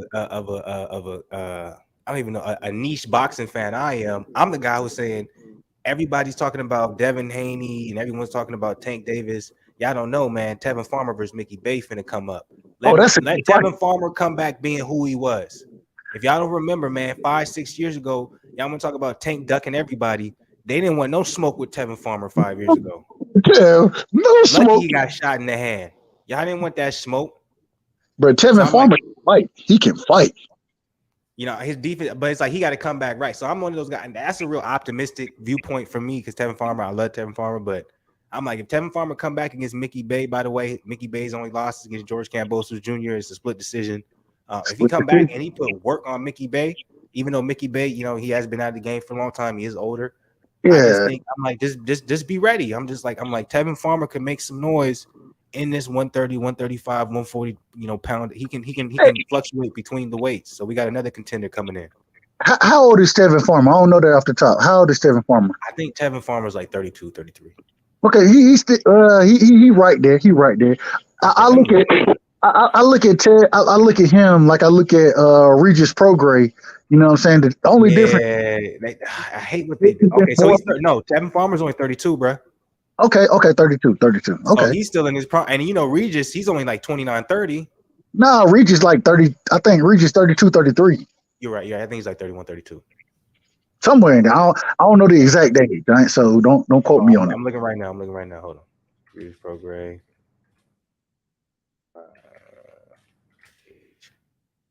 Okay, yeah, you're right. He's 33. Okay, yeah. So yeah, wow, Regis is older than all of them. Wow, yeah, that's surprising.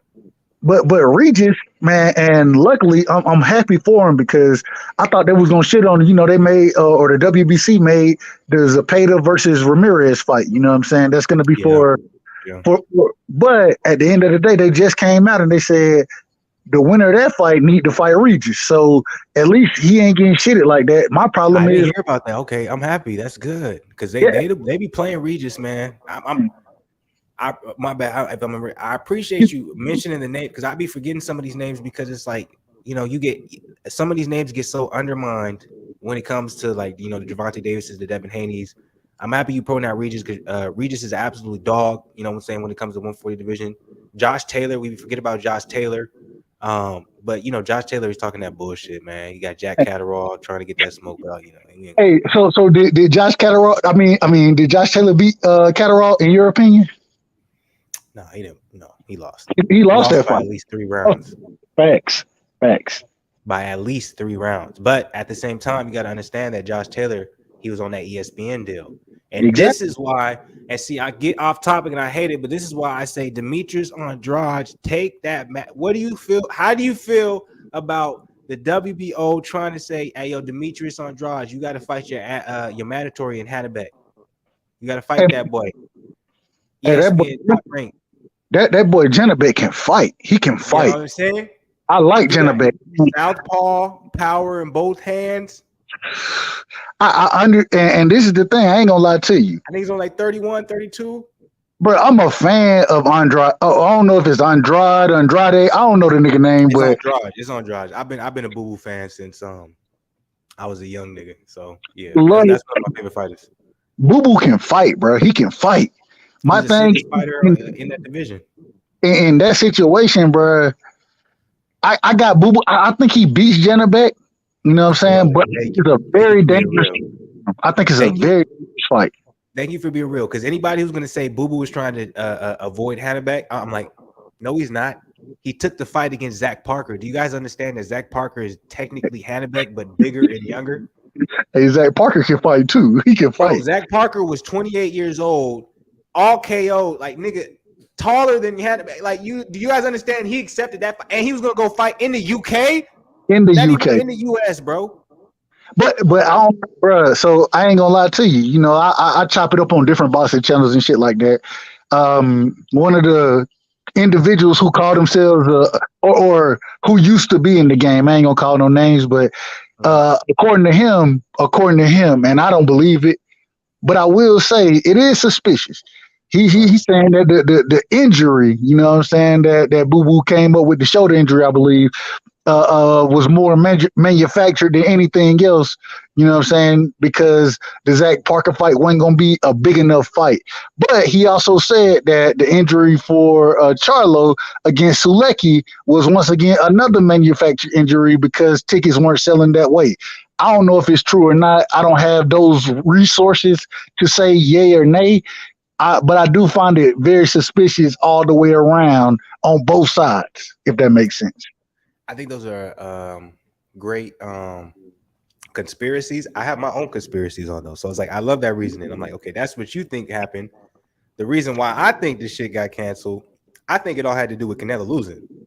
I think Jamal Charlo was fighting Selecki because he was going to keep himself in the Canelo sweepstakes because they expected Canelo to beat Bivol. Demetrius Andrade was doing his first fight at 168 when he's usually a 160er. So he was making his way in the super middleweight division.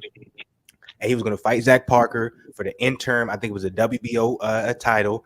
That would have made him have to be the mandatory for Canelo if he fought one more time with that interim belt. So all of their ploys when it comes to Jamal Charlo and Demetrius Andrade was I need to be in the Canelo sweepstakes. You know what I'm saying? Once Canelo beats Bivol, I have to, make sure I'm in a position where when Canelo wants to fight his next fight, I make sense. When Canelo lost, that's when I think, I'm not saying if the injuries were real or not, but I'm like, that's when all of a sudden Jamal was like, why am I fighting Selecki? And Demetrius Andrade was like, why am I fighting Zach Parker? I posted videos on my YouTube channel saying these fights are not going to get rescheduled. Most fights, when someone's injured, they get rescheduled. Facts. I was like, these fights will not get rescheduled. And what are we seeing? They're not getting rescheduled. And now you got these niggas, they want to go out, respectfully, they want to go out and get drunk, and then they calling all type of names.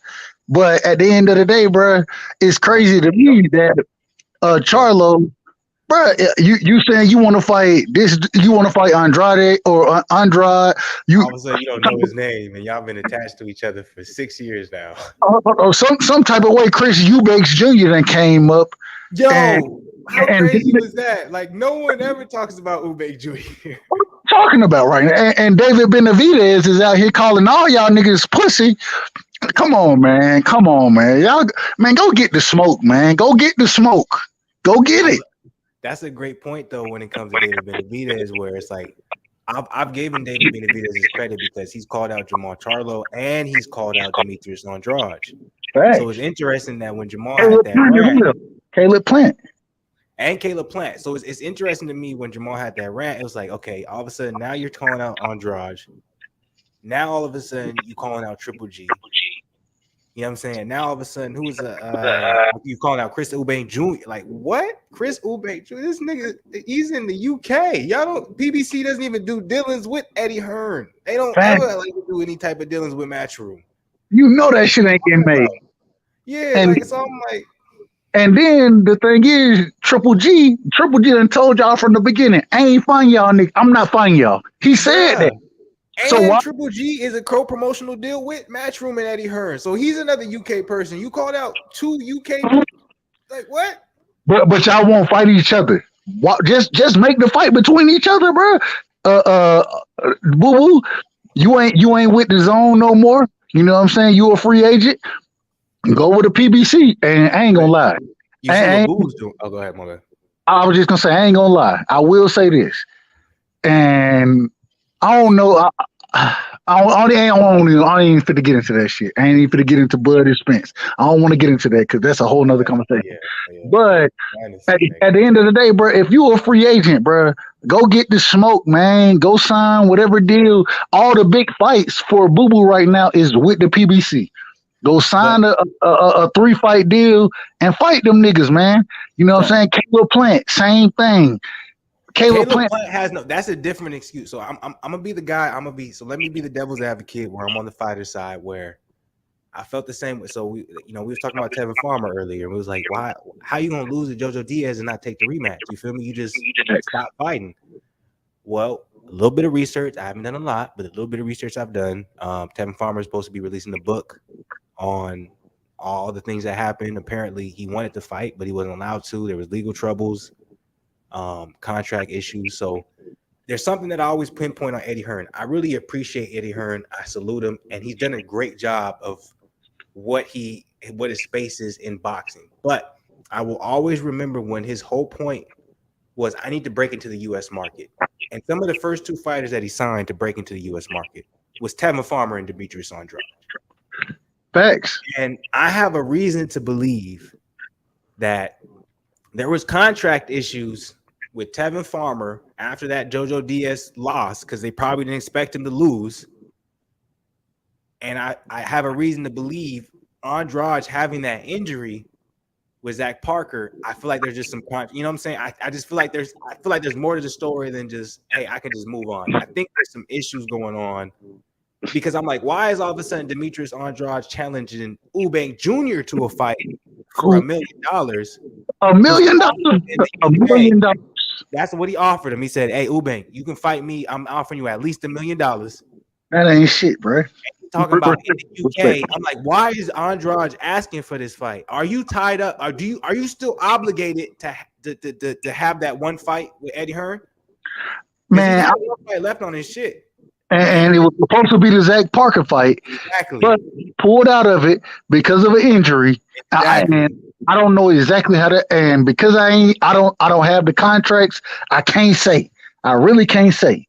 I heard individuals say certain things, but I don't know that to be facts just because I don't know what the dealings is. So maybe that's what it is. Maybe you got to get that last fight. You know what I'm saying? With the guard. If that's the case, then I understand it. But my thing is you ain't this nigga. He finna fight Conor Ben, bro. Like you got go fight Zach Parker, bro. Go fight him. Fight man. Check this. Talk to me. Hearn declared this week. There's no contract signed yet between Eubank and Conor. Agreed. I'm not disagreeing with it. I'm not disagreeing. I could challenge it and I could say Conor Ben and his team put that pressure out there on Chris Eubank Jr. and his team because everyone for especially when it comes to US boxing fans, Chris Eubank Jr. is huge in the UK. Facts. They want him to do monumental things, right? Conor Ben is too, though. Conor Ben is. He is, but Conor Ben's younger. Chris Eubank Jr. is at the point where it's like, yo, are you going to, like, this is kind of your last run, right? So Chris Eubank Jr. is in a position where it's like, either I do this fight against Conor Ben, you know what I'm saying, a smaller opponent, I won't get nothing out of it in my division, but if I beat him, I'll get some love. Or now you have someone like Demetrius Andrade, and I'm telling you, this is coming from the ear of Matchroom saying, hey, Eubank's in a bad position. Call him out. He doesn't have anybody that he can fight in his division where they can say, hey, Eubank Jr. lived up to his hype. But Andrade, if he beats you, Andrade, you know what I'm saying? He has someone on his resume. So that's why I think all this is a ploy. That's why I still think Andrade is still obligated to DAZN and Matchroom for one more fight. I think it's all and yeah. Go ahead, bro. Go ahead. I'm definitely on my conspiracy shit. Hey, and you say conspiracy, the shit is logical. It's logical at the end of the day. You know what I'm saying? Because although we don't know this to be facts of what we're talking about, it makes sense of what you're saying. You know what I mean? And then my thing, once again, going back to Charlo, for you to call out Eubank, whatever his name, I can't. I'm bad with names, bro. So I don't want to disrespect nobody. That's right, Eubank. Yeah, you're right. I didn't even think about that. You're right. Because why did Charlo? Why would you like ain't doing business with Eddie Hearn? You know that is random. It's I don't know, man. I don't know what's going on right now, but it seems like these individuals they looking for lifelines out here because they not getting the Canelo fight. Whatever they want to tell you, they not getting the Canelo fight. No time. Why. That's why, like ultimately is because the Canelo hype train where they thought it's a lottery ticket. It all died when he lost to Bivol. Bivol fucked all that shit up. He fucked it up. Everything. I'm like, damn, because you know damn well, even if Canelo beats Triple G, he was gonna want the Bivol fight rematch. Right. And if Bivol let's say Bivol fight, he's supposed to fight within that time either against Buatsi or Bivol Zerto. He's supposed to fight Zerto. Or Zerto. Yeah, so he's supposed to fight Zerto Ramirez or Buatsi. It all depends on who comes with the biggest bag. But say he loses to them, you don't think Canelo's gonna be waiting in the wings and be like, I want to fight the guy who beat Bivol? You damn right he is. You damn. He not gonna give a fuck about this. So it's like it's a catch up that's going on right now where everyone's like, oh damn, like, all right, I thought I was gonna have a chance at Canelo. Now we got to make our own name. That's how I see it, and I hate that it's like that. I hate that I see it that way. But that's the problem. The problem is these so many of these guys, they've been sitting here waiting for a Canelo fight to get paid. You know what I'm saying? That's what they've been waiting for. And they ain't find the best. At the end of the day, bro, I ain't gonna lie to you. I don't give a damn, and I understand that this is their business. You know what I'm saying? This is how they make their money. So I understand you wanting to fight, or you wanted to optimize your purse. I understand that. My thing is if you ain't got this fight, the Canelo fight, if y'all can't make that, Charlo and Boo Boo, if you can't make that fight happen, nigga, you need to go fight the next. Go fight, man. Make your legacy, bro. Go make your legacy. And David Benavidez right now, for both of them, David Benavidez done called everybody a pussy. He done called everybody that. And so go whoop, if y'all think he ain't shit, go whoop his ass then. Go whoop his ass. That is the one anomaly when it comes to everything, especially when it comes to outside Canelo. Obviously, you know what I'm saying, David Benavidez, he doesn't bring in or generate the amount of money or the eyeballs when it comes. It's a higher risk than a reward. But he is the one guy that is calling everybody out. I understand it. He's younger than most of the guys when it comes to division. So it's like I get it to that extent too. But it's like, you know, I can understand the other, outside looking in where it's like, okay, I could fight him, but a lot of people wanted to fight David Benavidez or they considered it to get to Canelo. Like, you got to understand, like, all roads lead to Canelo. Facts. But when Canelo is like, yo, I just lost to this person or I'm focused on this division and those roads get cut off, we go right back to the same old storyline that we're seeing in every other weight division, where it's like, well, what's the point of me fighting this guy when there's a possibility of me losing, but I'm gonna be making the same amount of money? You know what I'm saying? Like, it's all about money now.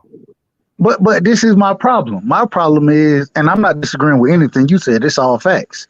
Yeah. My problem is I watched Jamel Charlo at 54. I watched him become undisputed, and then have a mandatory put in his face right after that. You feel me? Where's Canelo's mandatories at 60 right now, nigga? He undisputed at 60.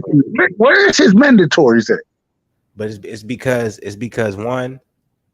So if we're looking at it from a marketing aspect, Canelo was built up from when he lost to Floyd. Mm-hmm. So there's money behind him. So there's reasons behind to make sure certain things work in his favor. Jamel Charlo, remember, he wasn't the popular twin. Everyone was putting their money behind Jamal. Everyone thought Jamal was going to be that guy. Yeah. Well, we was wrong about that. We was wrong about that. But even to look at Jamel, it's like, if you're not in the moment, some people will look at the records and be like, well, Jamal's undefeated and Jamel got a couple losses. But if you in the moment, you understand that Jamel was a dog. Dog that he did be great is absolutely respectable, but because people didn't expect it, and obviously because of who he is, skin color, etc., he's gonna be always put in a place where it's gonna be like, we're gonna keep challenging you. You feel me? I feel you. And but the thing is, and especially you ain't got to say it. I'll say it respectfully on your channel on Black Fighters. You know what I'm saying? It's a different level there. You know what I mean? And type, though, you got to be specific because I'm a very specific person. It's certain type because I just spoke about the differences between Jamal and Jamel. I love both of them. They're great twin brothers, amazing things, but Jamal carries himself very differently than Jamel. Jamel gets way more criticism than Jamal. But Mel want all the smoke, bro. I rock with I don't rock with Maul like that. I rock with Jamel, and I'm the individual I rock with individuals who want smoke, bro. If you want the best and you gonna fight the best, and I give Jamel, Jamel, the young brother, I give him the credit because even he's taking a loss, he had a draw. But he went back and he defended all that shit. Every single loss, he was like, nigga, get me back in the ring. Put me back in that motherfucker. That's greatness. I hate that, you know what I'm saying, us as boxing fans, we don't see that as greatness. We see that as, he got a second chance. It's like, hell, no. It depends on the boxing fan you talking to because I'm the individual. My thing is I don't care if you got a loss. I could care less about a loss. What I care about is, even if you take that loss, are you going for the smoke, bro? If you going for the smoke, I don't care if you win, lose, or draw. Devin Haney, right?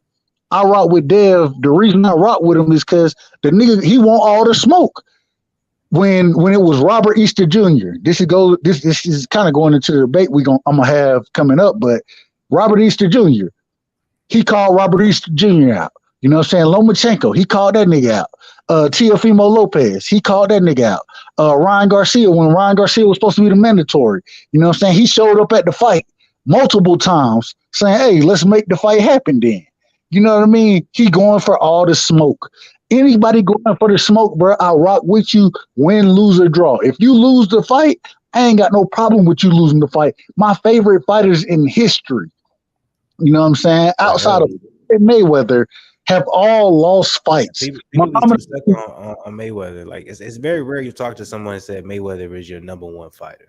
Nah, Mayweather ain't my number one fighter. He's not my number one. It's rare. Like we all respect him. We all say don't disrespect him. He's undefeated, but it's rare you'll talk to somebody like, who's your top five? And you'll be like, oh, number one, Mayweather. It's like, nah, man. And the thing is, all the great fighters throughout history of boxing have losses, bro.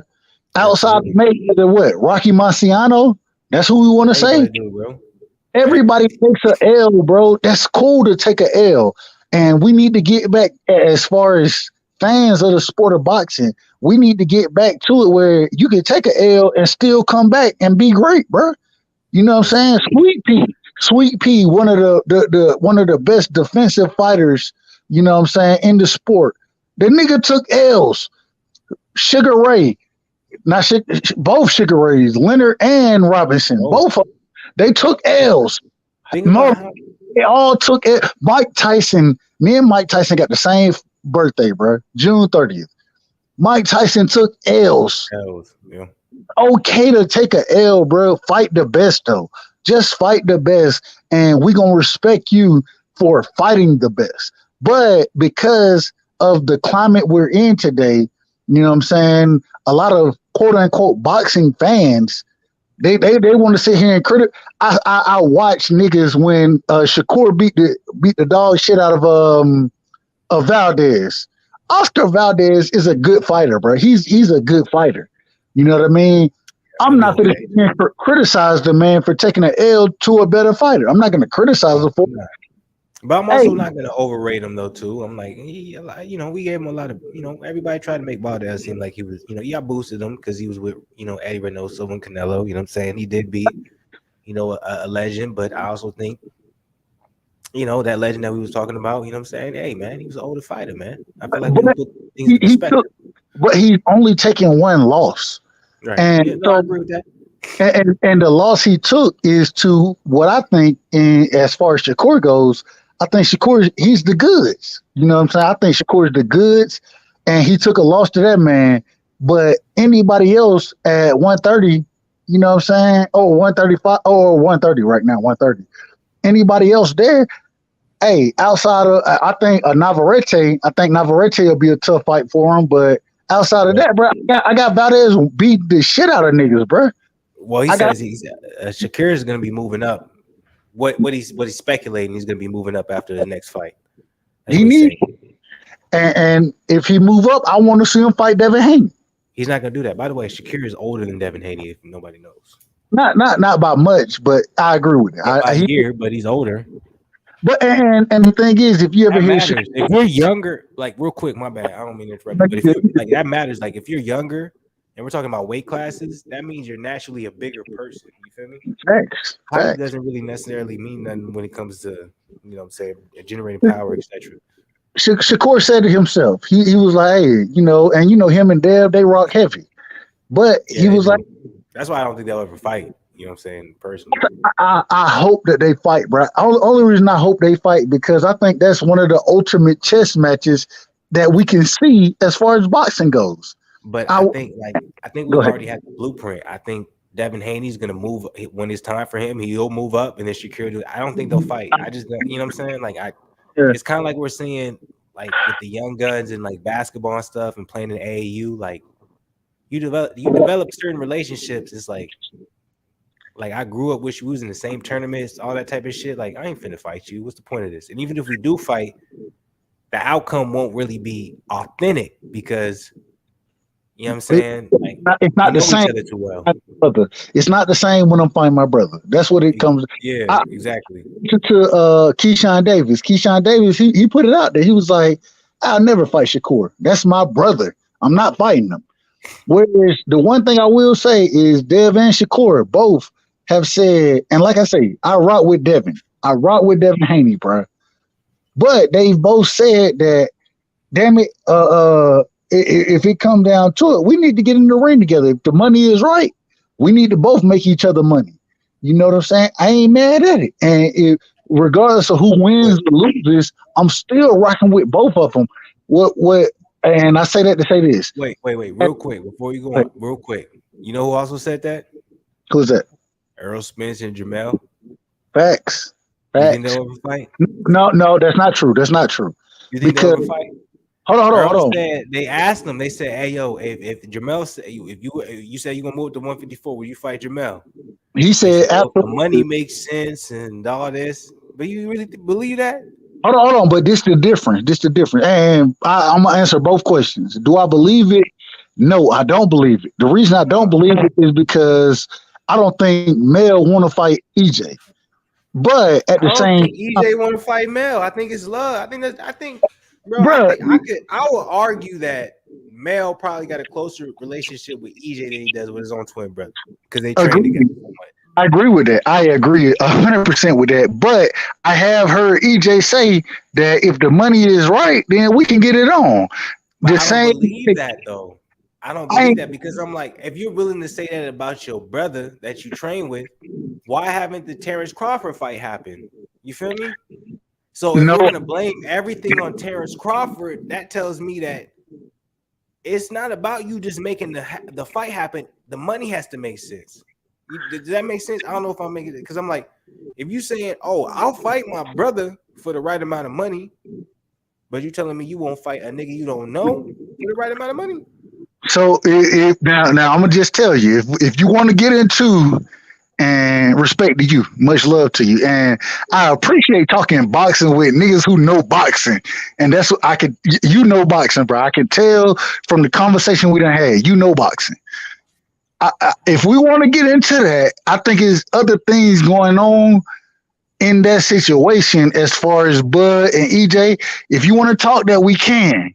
We can talk it, but I would table it.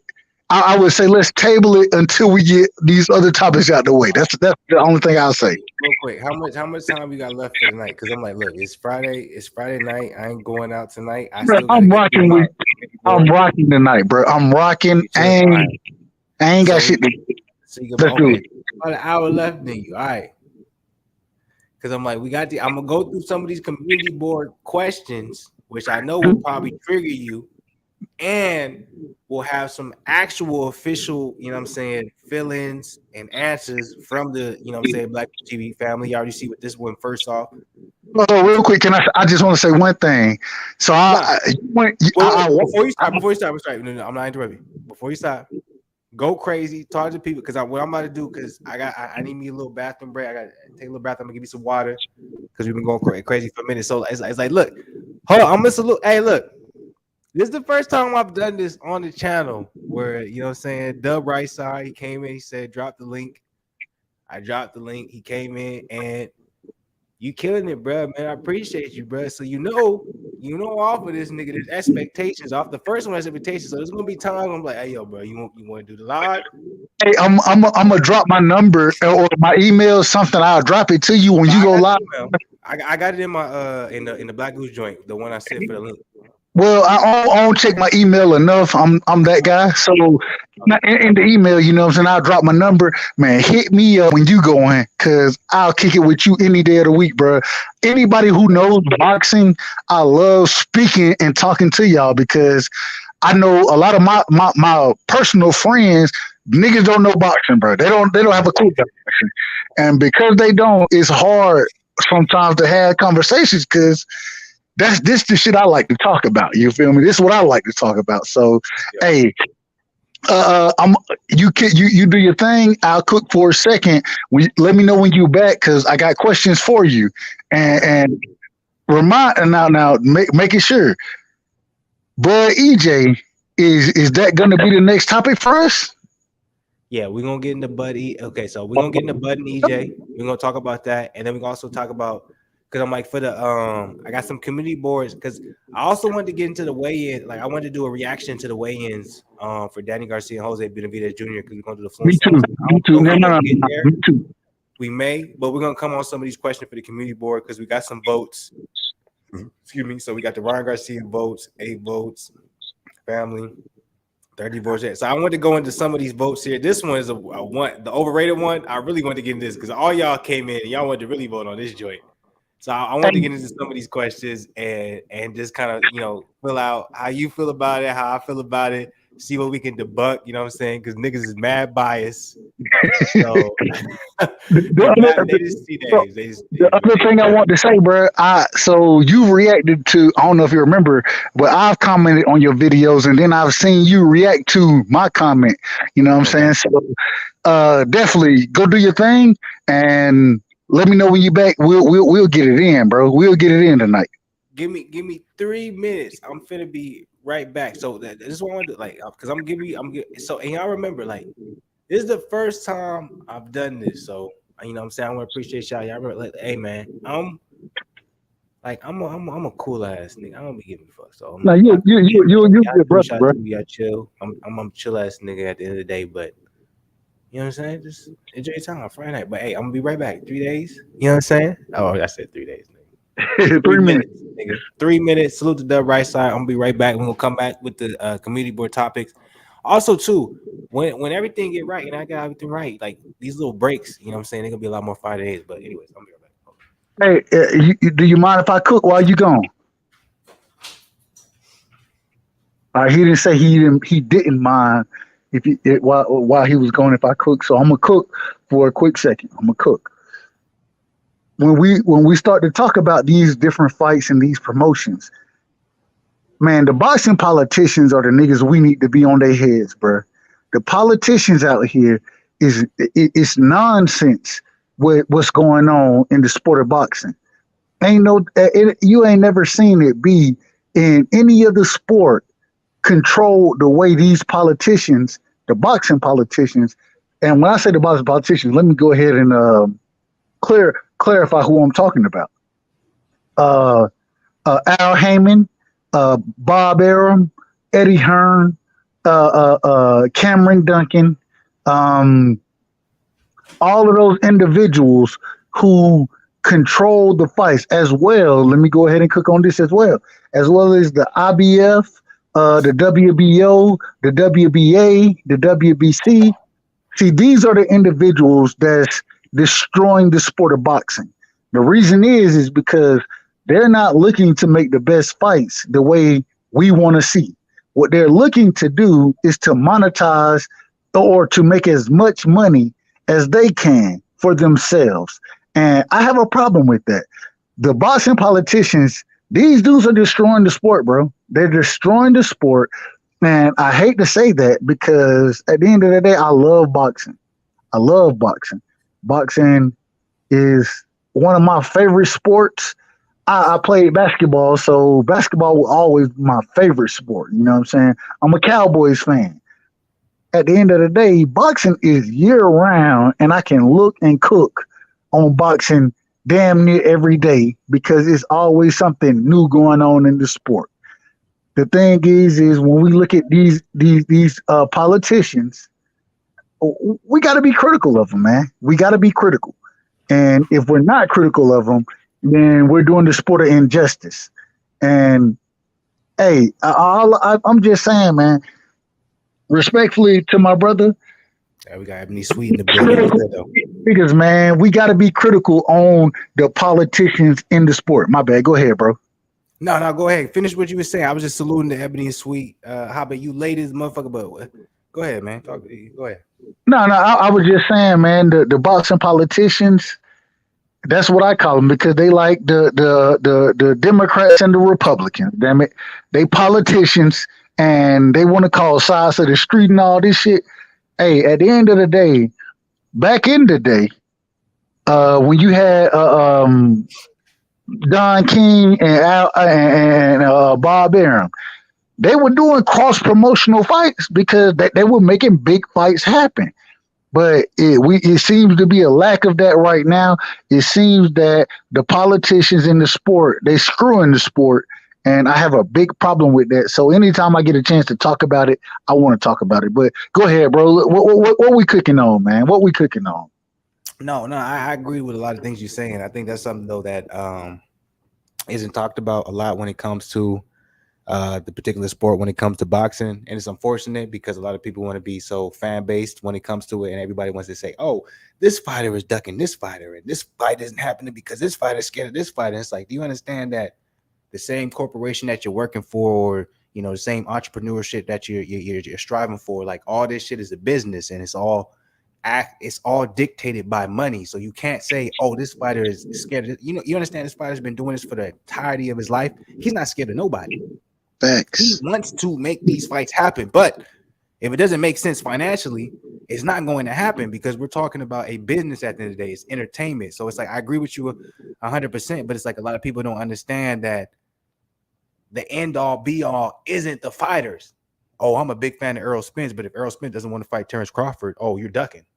No, that's not how this shit works. If only it was that simple, then we'd probably be having the fights of the lifetime. You know what I'm saying? But I agree with that, man. Salute to you, man. So what I'm gonna do real quick, man. Dub right side, man. I just want to say this real quick, man. I appreciate you being up here, man. You've been giving great comment for the first time. Me doing this, you know what I'm saying. Bringing someone, man. You know what I'm saying. This has been a great time, man. I've been enjoying it. And I appreciate you, bro. For real. Absolutely amazing intellectual boxing comments. You know what I'm saying? You just don't. I rock with channels. I love to jump on panels and talk boxing. You just don't understand how the knowledge you got. You feel me? Me and you, we can have a true intellectual boxing conversation, and it not get outside of boxing. It don't become personal, whether we agree or not. It's not personal. It's just talking boxing, bro. If I meet like that, I definitely got to rock with you, bro. I definitely got to rock with you. Hey, man, if you got the time tomorrow, man, it's gonna be Fluence Lounge tomorrow. We're gonna be doing Fluence Lounge for the Danny Garcia versus Jose Benavidez card. We also have the UFC. I'm pretty sure Zien gonna be up here. So hey, man, hey, look, and I also want to say I want to have an open card, even to you, Ebony Sweet. Anybody that comes in here, what I'm gonna start doing is I'm gonna start dropping the email in the chat. If y'all want to join, you feel me? Just shoot me an email. I'll send you the link, and y'all will be able to join, and y'all can hop into the conversation. So that's gonna be the new thing. And I want to salute, you know what I'm saying, once again, the Dub right side, because you know what I'm saying? So you'd be questionable. It's like, okay, I'm gonna do this. Someone's gonna come on, he's gonna troll, he's gonna talk shit, what it is. But now I'm like this is what I was like, this is some good shit. So I appreciate it for real, you know what I'm saying? Much love, my brother. Much love to you. So what I want to do real quick before, you know what I'm saying, we get out of here. I still got some time. It's Friday, you feel me? We chilling.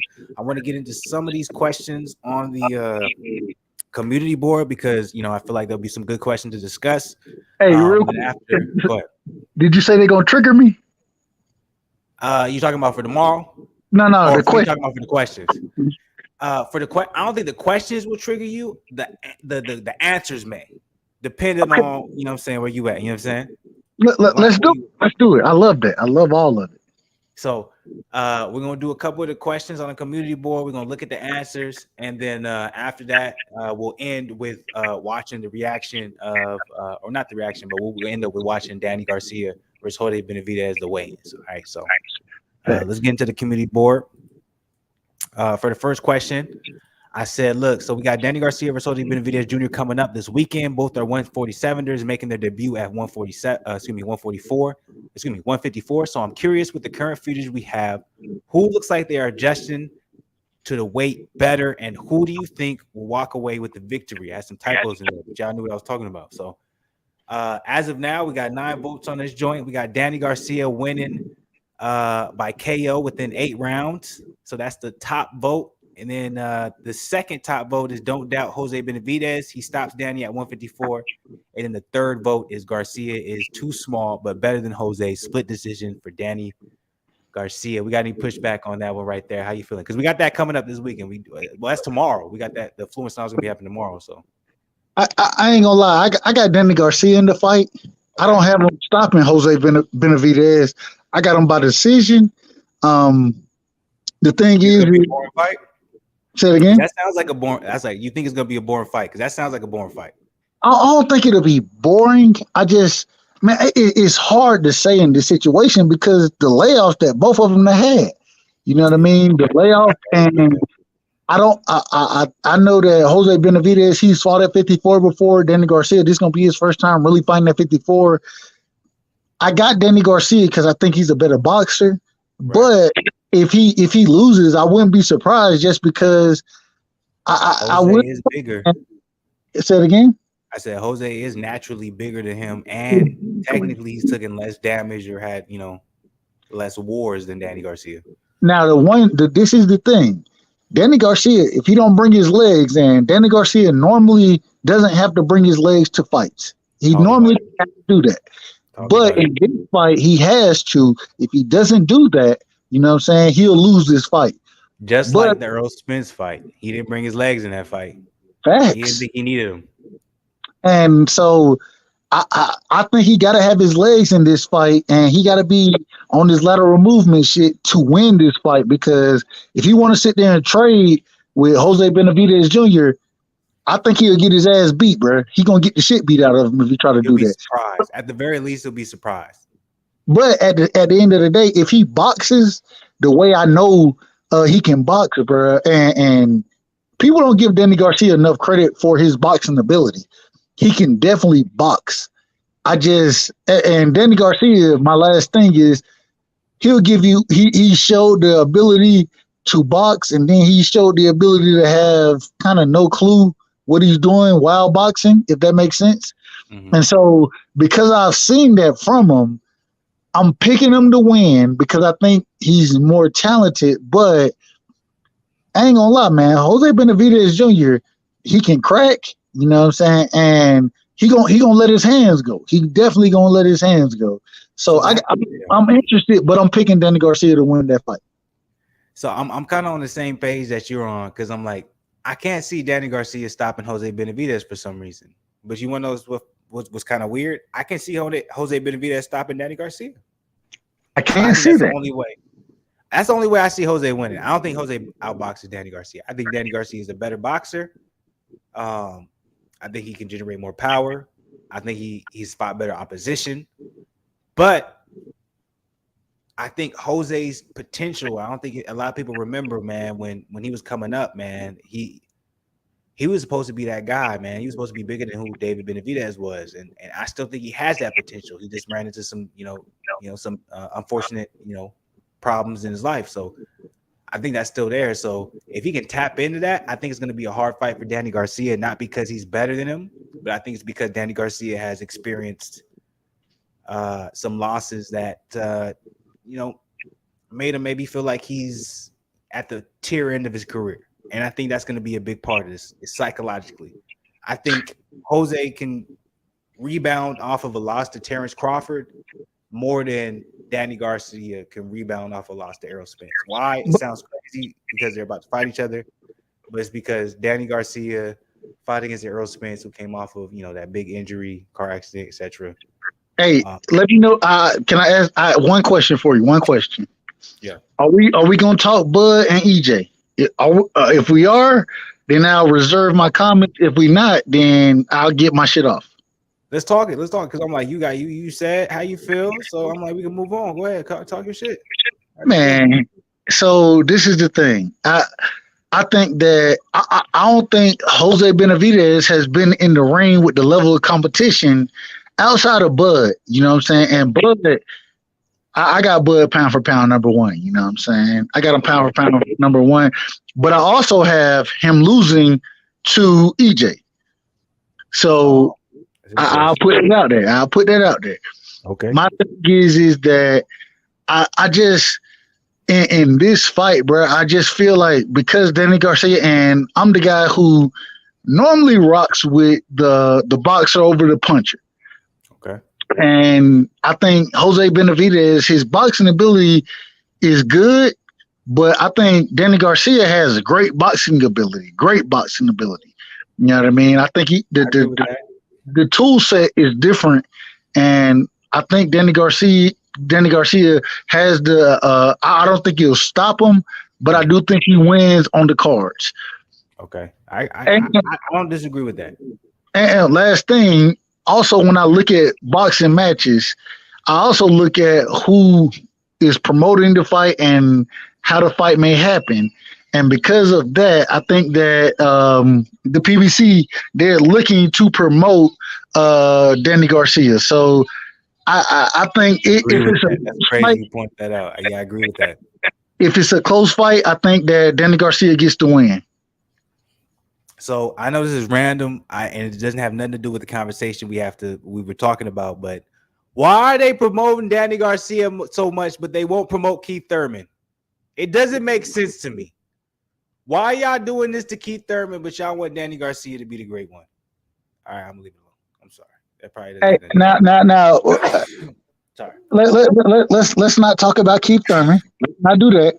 The reason I say let's not do that is because I'm gonna tell you, I was a Keith Thurman fan, bro. I love Keith Thurman. I thought he was the goods. He still is. What you mean?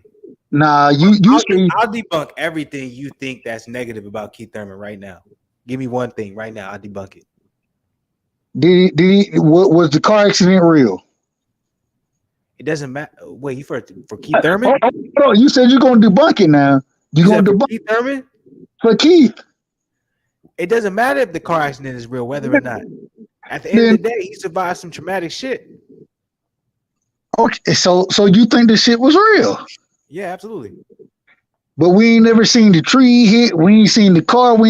I ain't gonna get into that. I don't even want to get into that. But I'm gonna say that's necessary. Why do we got to see all that? The reason is because if it's not necessary, I ain't gonna argue that point. I'm not gonna argue that point. Let's say if that wasn't the case, we all know, you know what I'm saying, we've been in some shit and we ain't trying to stall nobody out and we got to create some shit. So I'm like, I ain't finna put nobody in, you know what I'm saying, no bind. I'm like, hey, look, man, you had some shit happen, you got hurt, for sure. Bro, my thing, once again, and I'm not going to get into nothing. Go ahead. I said, I'm just saying, it didn't hinder nothing, because I'm like, it hindered a lot. Can I say this? Why doesn't nobody talk about this? My guy Keith Thurman was undisputed at 27 years old, 28 years old. Keith Thurman was never disputed. You want me to do this right now? Because you know I'm finna pull it up. Pull it up right now. Okay. When was Keith Thurman undisputed, bro? All right, I love this. All right, I'm finna. Hey, we finna go crazy with it. Hold up.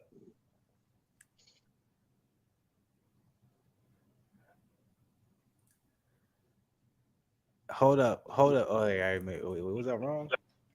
What was it? And I just want to make sure we talking about this. So Keith Thurman was an undisputed champion at 47. That's what you're telling me. Absolutely. Oh my. Okay, show it to me.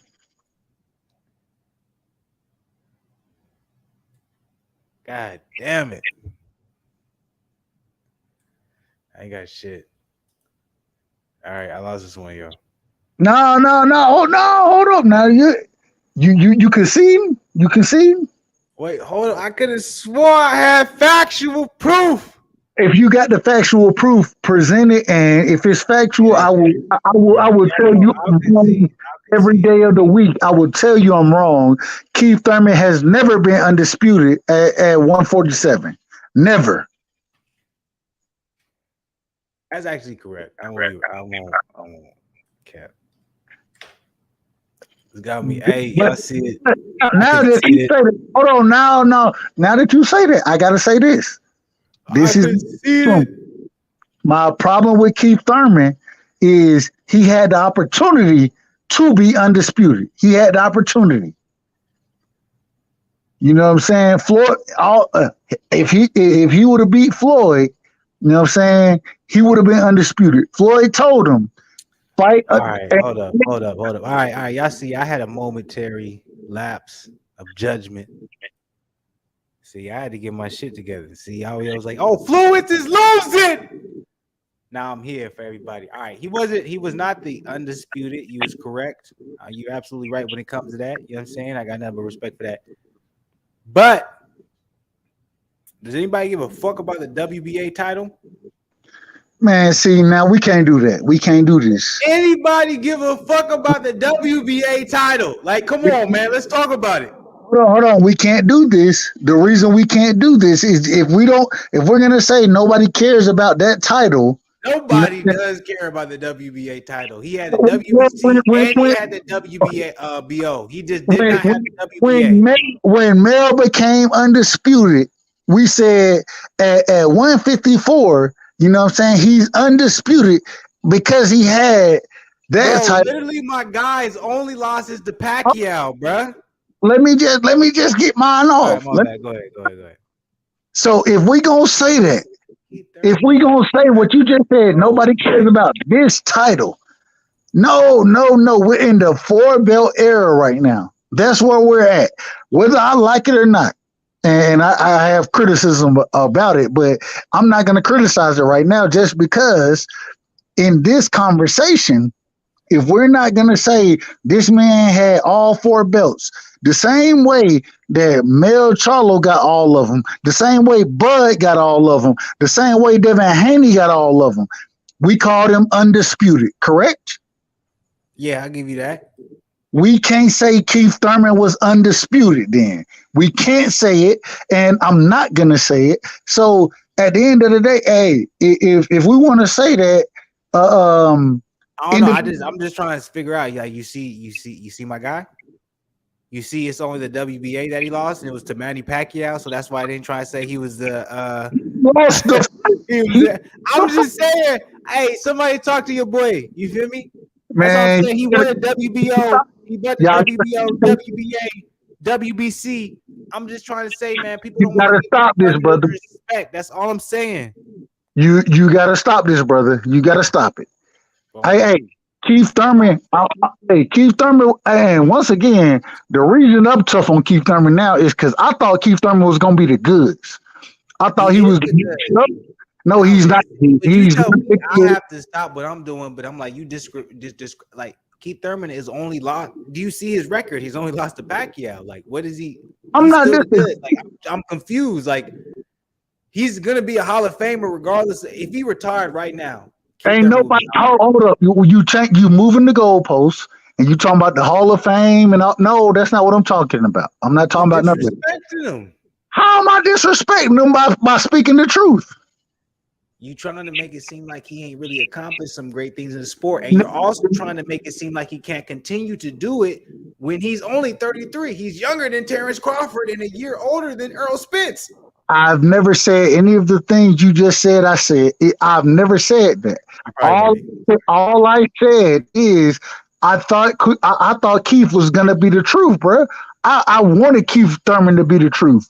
You feel me? I thought he was the next up in line. And then hold on. Okay. And I understand you love him. I understand it. I understand. But at the same time, I gotta be critical of individuals when the facts show that you didn't do certain things. The man lost the Manny Pacquiao, the same individual who lost to Ugas. You feel me? Hey, if that's what happened, that's what happened. I ain't mad at Keith Thurman, and matter of fact, I'm not even gonna say. I will say one. I will say. Do you really think he lost to Pacquiao though? We watched that fight. He won the fight. He won the fight by 2 rounds. Man, the man got his ass beat, bro. Come on now. He didn't like. Okay, if you really feel like that way, then if you really down, we'll do where we watch the fight on the channel. Hey, a full round, and we'll see who really won. We'll score together. Okay, because I'm like, that's crazy for you to really try and make it seem like Manny Pacquiao beat Keith Thurman's ass is great. Keith Thurman won by 2 rounds. Everybody based that fight off of that one knockdown, and it didn't matter. In the last 5 rounds, Pacquiao was exhausted. Once again, I understand you want to. And like I said earlier, even though I felt this way about a fight, right? This is how it got scored. I'm okay with it. I'm okay with it. My thing is, hey, I thought Keith Thurman, I thought he was the goods. I rock with Keith Thurman. I stopped rocking with Keith Thurman when he started the bullshit, bro. When he started the bullshit, I stopped rocking with him. What was the bullshit? And say it again. I said, what was the bullshit? The nigga hitting the tree that nobody couldn't find the tree. They couldn't find the car. Nobody don't know what the fuck happened. But all of a sudden, nah. Oh man, come on. Look, I can respect that you feel that way. I'm on the chill side of the game when it comes to that. I know what Keith Thurman on. Like, he don't spend a lot of money. Like, this nigga don't even have real training camps. He don't even train with a real boxing camp. He'll be at LA Fitness doing his workouts and his training camps, and he's still beating niggas. So, you know, I can understand. You know what I'm saying? People don't want to believe the shit that's going on in his life. That shit real though. He really do that. That's confirmed shit. All I'm saying is that respect to Keith Thurman, but at this current moment in time, because we can talk about the past all we want to, and I'm that guy. He did that for the Barrios fight. The Barrios fight was the first fight he actually had a real camp. So Keith Thurman is the number one contender in the WBC right now, right? Right. So because he beat Mario Barrios, he should be number one in the WBC. That's what you're telling me. No, I'm not saying he should be the number one in WBC. Then why the fuck is he number one? Why is he number one right now? Because of what he did in the past. I already said what he did at 27 and 28. Like he said, he should have been undisputed. The only reason he wasn't undisputed because them niggas played him. Who played him? The WBA. How? He would have easily beat the WBA champion. The WBA champion was his shit. They tried to keep that shit from him. Why? WBA ain't shit. No one respects the WBA. Come on now. So now, and this is the thing. With all the other champions, all the other undisputed champions, what you telling me is I gotta disrespect them by saying the WBA ain't shit. I gotta disrespect Devin Haney. I gotta disrespect Bud Crawford. I gotta disrespect. Okay, if you want to call it a narrative, I understand it. I'm just saying that if that's the case, and mind you, the WBA, in my opinion, you know what I'm saying. We believe Al. That's what I call the WBA because normally Al is able to make that fight happen for the WBA, and Keith was rocking with Al at the time. Let's just keep it real, man. Let's keep it a buck. Al Heyman sidelined Keith Thurman as soon as Earl Spence came to the spotlight. And also, y'all want to know something right now when it comes to Black Goose TV, you know what I'm saying? I love all the promoters. I think all of y'all are amazing. But I'm one of those people who I understand the niche part of it. So that's why you hear things when I say I appreciate Eddie Hearn, Bob. Al, man, look, he's that nigga the UFC of boxing. If you're not in the brand, you out the brand. So there ain't no way he's trying to make fights happen for Keith Thurman. The reason why he's not trying to make fights happen for Keith Thurman, because the only important fights that will happen for Keith Thurman within the brand are fights that are going to generate money for the PBC outside of the brand. So there's no way Keith Thurman is going to get a valuable fight with PBC. I don't have anyone for him.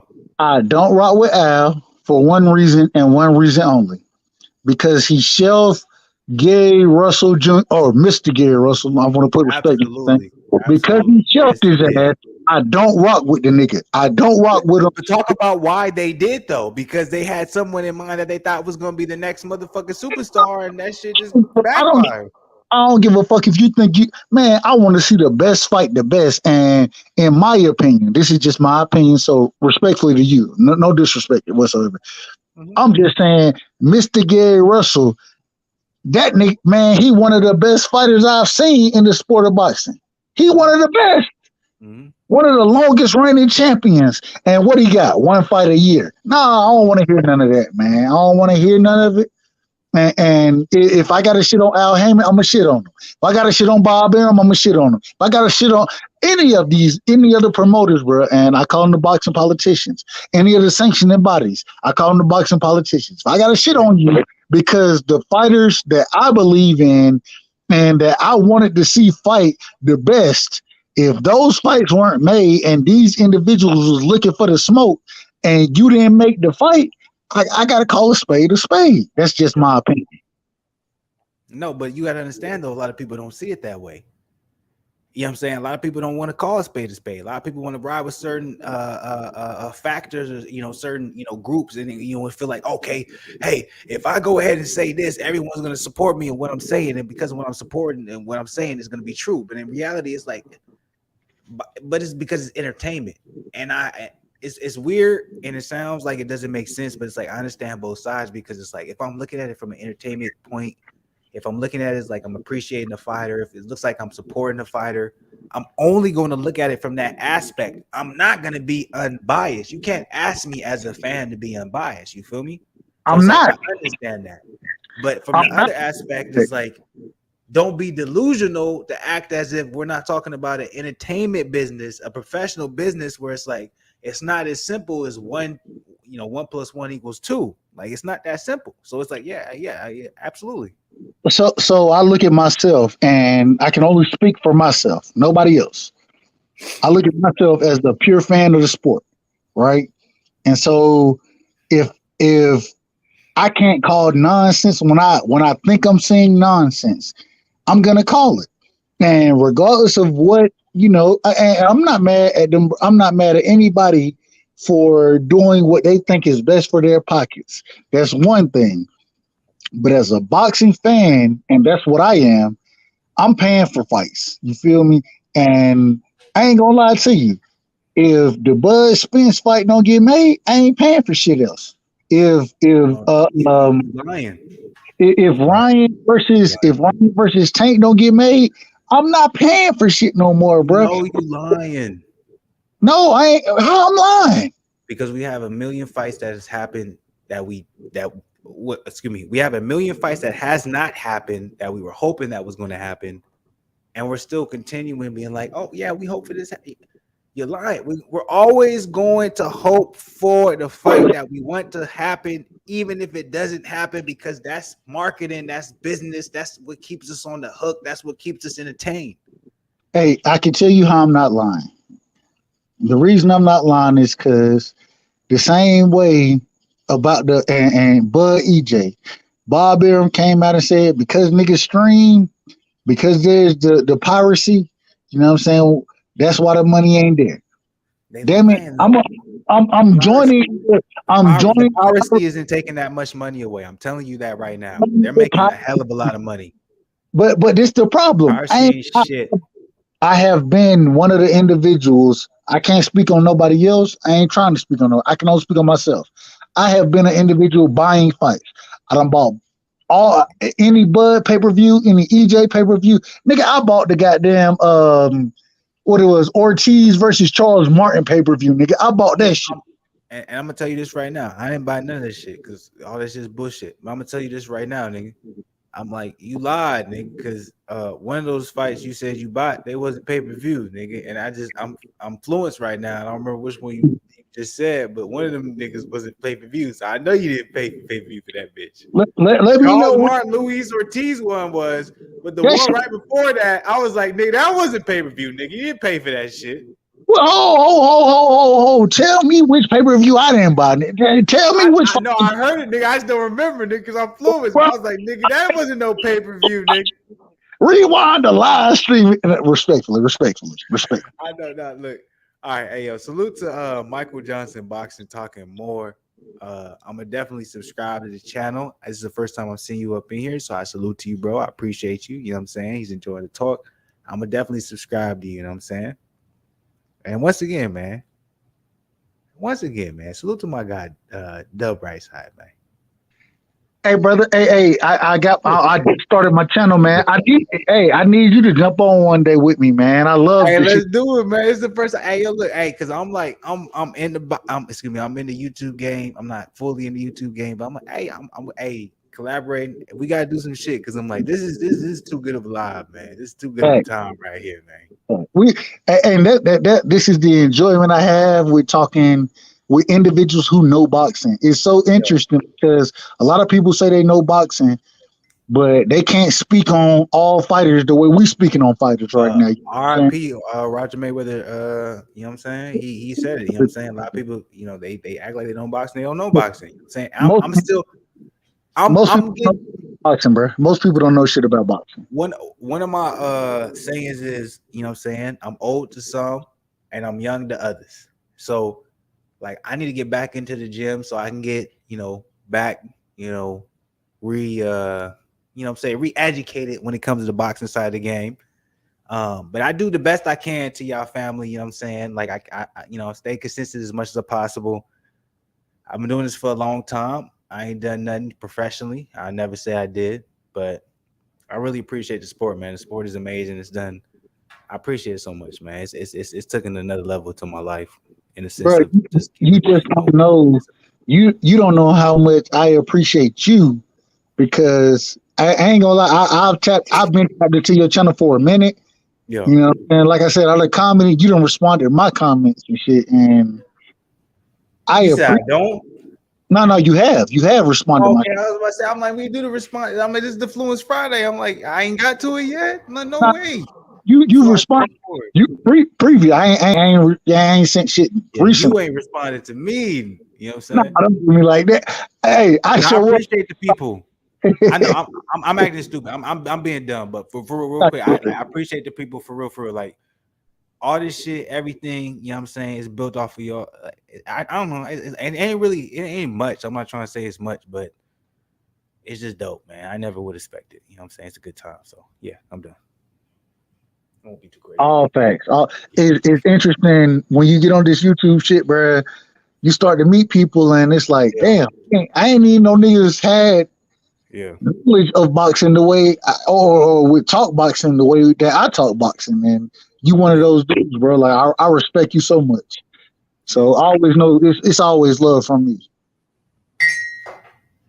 Nah, it's the same way. Like even for this, like I didn't know how this shit was gonna finna go. You know what I'm saying? Like the one thing I've been wanting to do is I definitely been wanting to drop, you know what I'm saying, the links in the comments. Like I want people to join, but this is the first time. By the way, I'm sick, so y'all don't judge me, but this is the first time I really did the joint and like bro, like you showed out, you know what I'm saying? I appreciate you being here, you know what I'm saying? You really been giving absolutely amazing insight on everything we've been talking about, you know what I'm saying, superior to even mine, you know what I'm saying? So this is why I really appreciate it. This is why I be saying like drop in the comments, like regardless, like you know what I'm saying, y'all feel like anything I'm saying, like y'all don't agree with me, you agree with me, whatever the case may be, like I be supporting it to the extent because I'm like, it's the first time, but it's gonna be the future. I'm like, tomorrow we're gonna be on the same shit. So I'm like, tomorrow we got Danny Garcia versus Jose Benavidez Jr. And then we also got that UFC card happening. So and then Zen gonna be up in here for long term. You know, Zen a little bit younger than me, you know what I'm saying, young boy. So I'm saying he was out there, you know what I'm saying, he finna go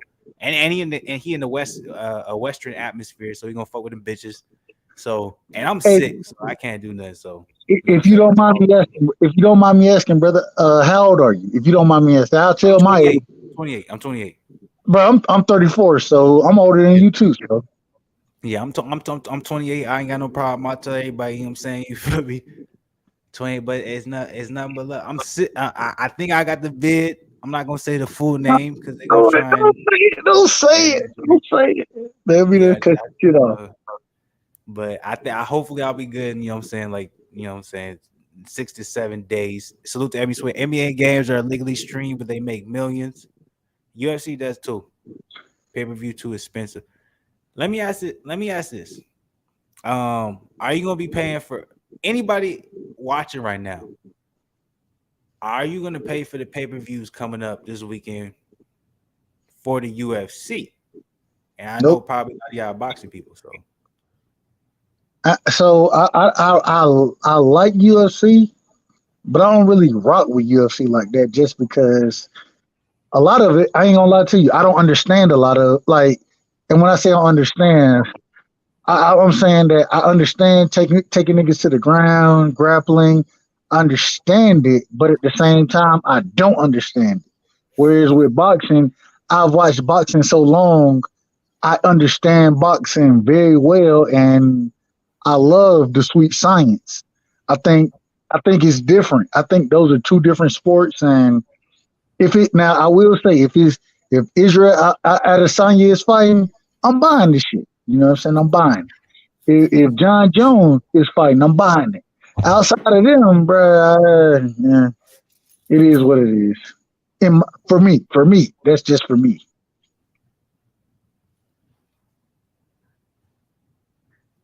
My bad, Joe. Look, Did you catch what I said? yeah, you was talking about you don't really.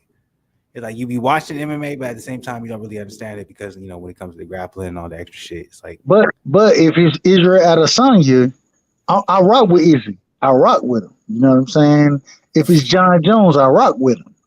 Outside of that, I love how. Hold up. Go ahead. I love how all the boxing fans, especially, all people, we always rock, with the strikers of the sports. It's like, I'm telling you right now, I know the game. And when it comes, it's like, I do rock. I love, John Jones, one of my favorite fighters, actually my favorite fighters when it comes to MMA. I'm going to tell you right now, Daniel Cormier, Tyron Woodley, I love Leon Edwards. Anyways, I started, okay, so my background was not boxing. My background was Taekwondo. So I did Taekwondo. That was my background. I did that for a long period of time. Then I transitioned to Muay Thai. After Muay Thai, I transitioned to boxing. After boxing, I transitioned to jiu-jitsu and wrestling. So I have a certain type of like what I really be filling out and I be liking. So with that being said, I got a little off topic right there. My bad. And I will tell you, if you start to talk MMA, you're gonna lose me, bro, because I don't know it that well. Because that's what I realized. I was like, damn, I'm talking. I was like, why is it nobody interrupting me right now? Like, nobody said, okay, oh, hold up. I just okay. I enjoy it when I watch it, and you know what I'm saying. You name fighters, I've probably seen them fight, but at the same time, I don't enjoy it the way I enjoy boxing. That's just me. I won't lie. Like this channel was built off of boxing and MMA because I did both when I started doing this. I would watch this. It was really like I don't even know how we get in here. It's random, whatever. But yeah, it was built off of I was doing a lot of I was watching a lot of MMA cards and I was watching a lot of boxing cards because I was actually more of an MMA head because that was kind of my that's what I was brought into. Like I was doing Taekwondo and Muay Thai, that's what I was brought into doing. Me personally training, I didn't get into boxing until kind of a little bit later. So. But it's weird because now, I love watching boxing. I love training it. I love everything I'm doing around training, being centered around cardio-wise, being for boxing. So it's very interesting how life works because you do things thinking, expecting a certain outcome, and it's the exact opposite. So, All facts. Real quick, so you train for both? Oh, you train fighters for both? You train fighters for both? No. Me personally, when I first started training, it was in Taekwondo. That was when I was 20, something like that, 19, 20. That was Taekwondo, and then I ended up switching to Muay Thai. And then after Muay Thai, I did jiu-jitsu, wrestling, and after that, I did boxing. And after boxing, I just kind of stuck to boxing the whole time. So can I last question about this, and then we'll get going to But I'm a basketball player, by the way, y'all. Bro, I'm a basketball player. I hooped. I was that's my if y'all look and you type in my name, you type in my highlights, you'll see me playing basketball. So I'm a basketball player. I don't have no highlights of fighting. All my highlights is hooping. So hey, I'm a hooper as well. You feel me? Well, I used to be a hooper. I'm old now, so I ain't got. I'll still get in there school, motherfuckers. I got IQ in basketball. You know what I'm saying? That's what'll get me over the edge. But I just gotta ask my last question. So you train or you train for the different things. What pushed you toward boxing over everything, or not necessarily pushed you toward boxing, but how did boxing become as big for you as it is? Because hey, a lot of individuals don't know the sport like you know the sport, and I can tell you know the sport just by talking to you. So, that's just kind of how I am. It's the same thing. If we were talking about jiu-jitsu and stuff like that, I'm not a black belt, nothing like that. I'm not close to it. But I see it the same way. You feel me? So, but I just took it more liking to boxing because that was more intriguing. The reason why I took it more of a liking to it because at the point I came across somebody right now, and I know he's doing good, and I know he's chilling. You know what I'm saying? Salute to Andre. You know what I'm saying? He probably would never see this, but salute to you, bro. You know what I'm saying? You know, we just connected. We talked. He was cool. He was a mentor for me for at the time. You know what I'm saying? And he really made me enjoy boxing and everything about it. And all of a sudden, I was just, you know, because it's like for me, it's weird because I did Jake Kondo in the beginning. You know what I'm saying? It was like there was a very particular way of you know what I'm saying, of striking when it comes to that. And boxing isn't necessarily incorporated. Like people don't realize when you do Muay Thai or when you do Jeet Kune Do, it's like boxing isn't necessarily incorporated in that. Everything is kind of based to set everything up for your kicks or, you know, vice versa. So it's like when I really realized the technical ability behind boxing, I was like, man, that shit is I just thought it was crazy. So, you know, it's nothing special, but yeah. no, that it's all special because the skill sets that you're talking about, I know myself, I don't have any of those skill sets. And for you to understand them and to know what's going on there, that's very special. Very special. Go ahead, brother. My bad. My bad. No, I appreciate it. No, it's respect. So, all right. So look, yeah, salute to the people. This is what I want to do right now. I want to say salute to people, everything. You know what I'm saying?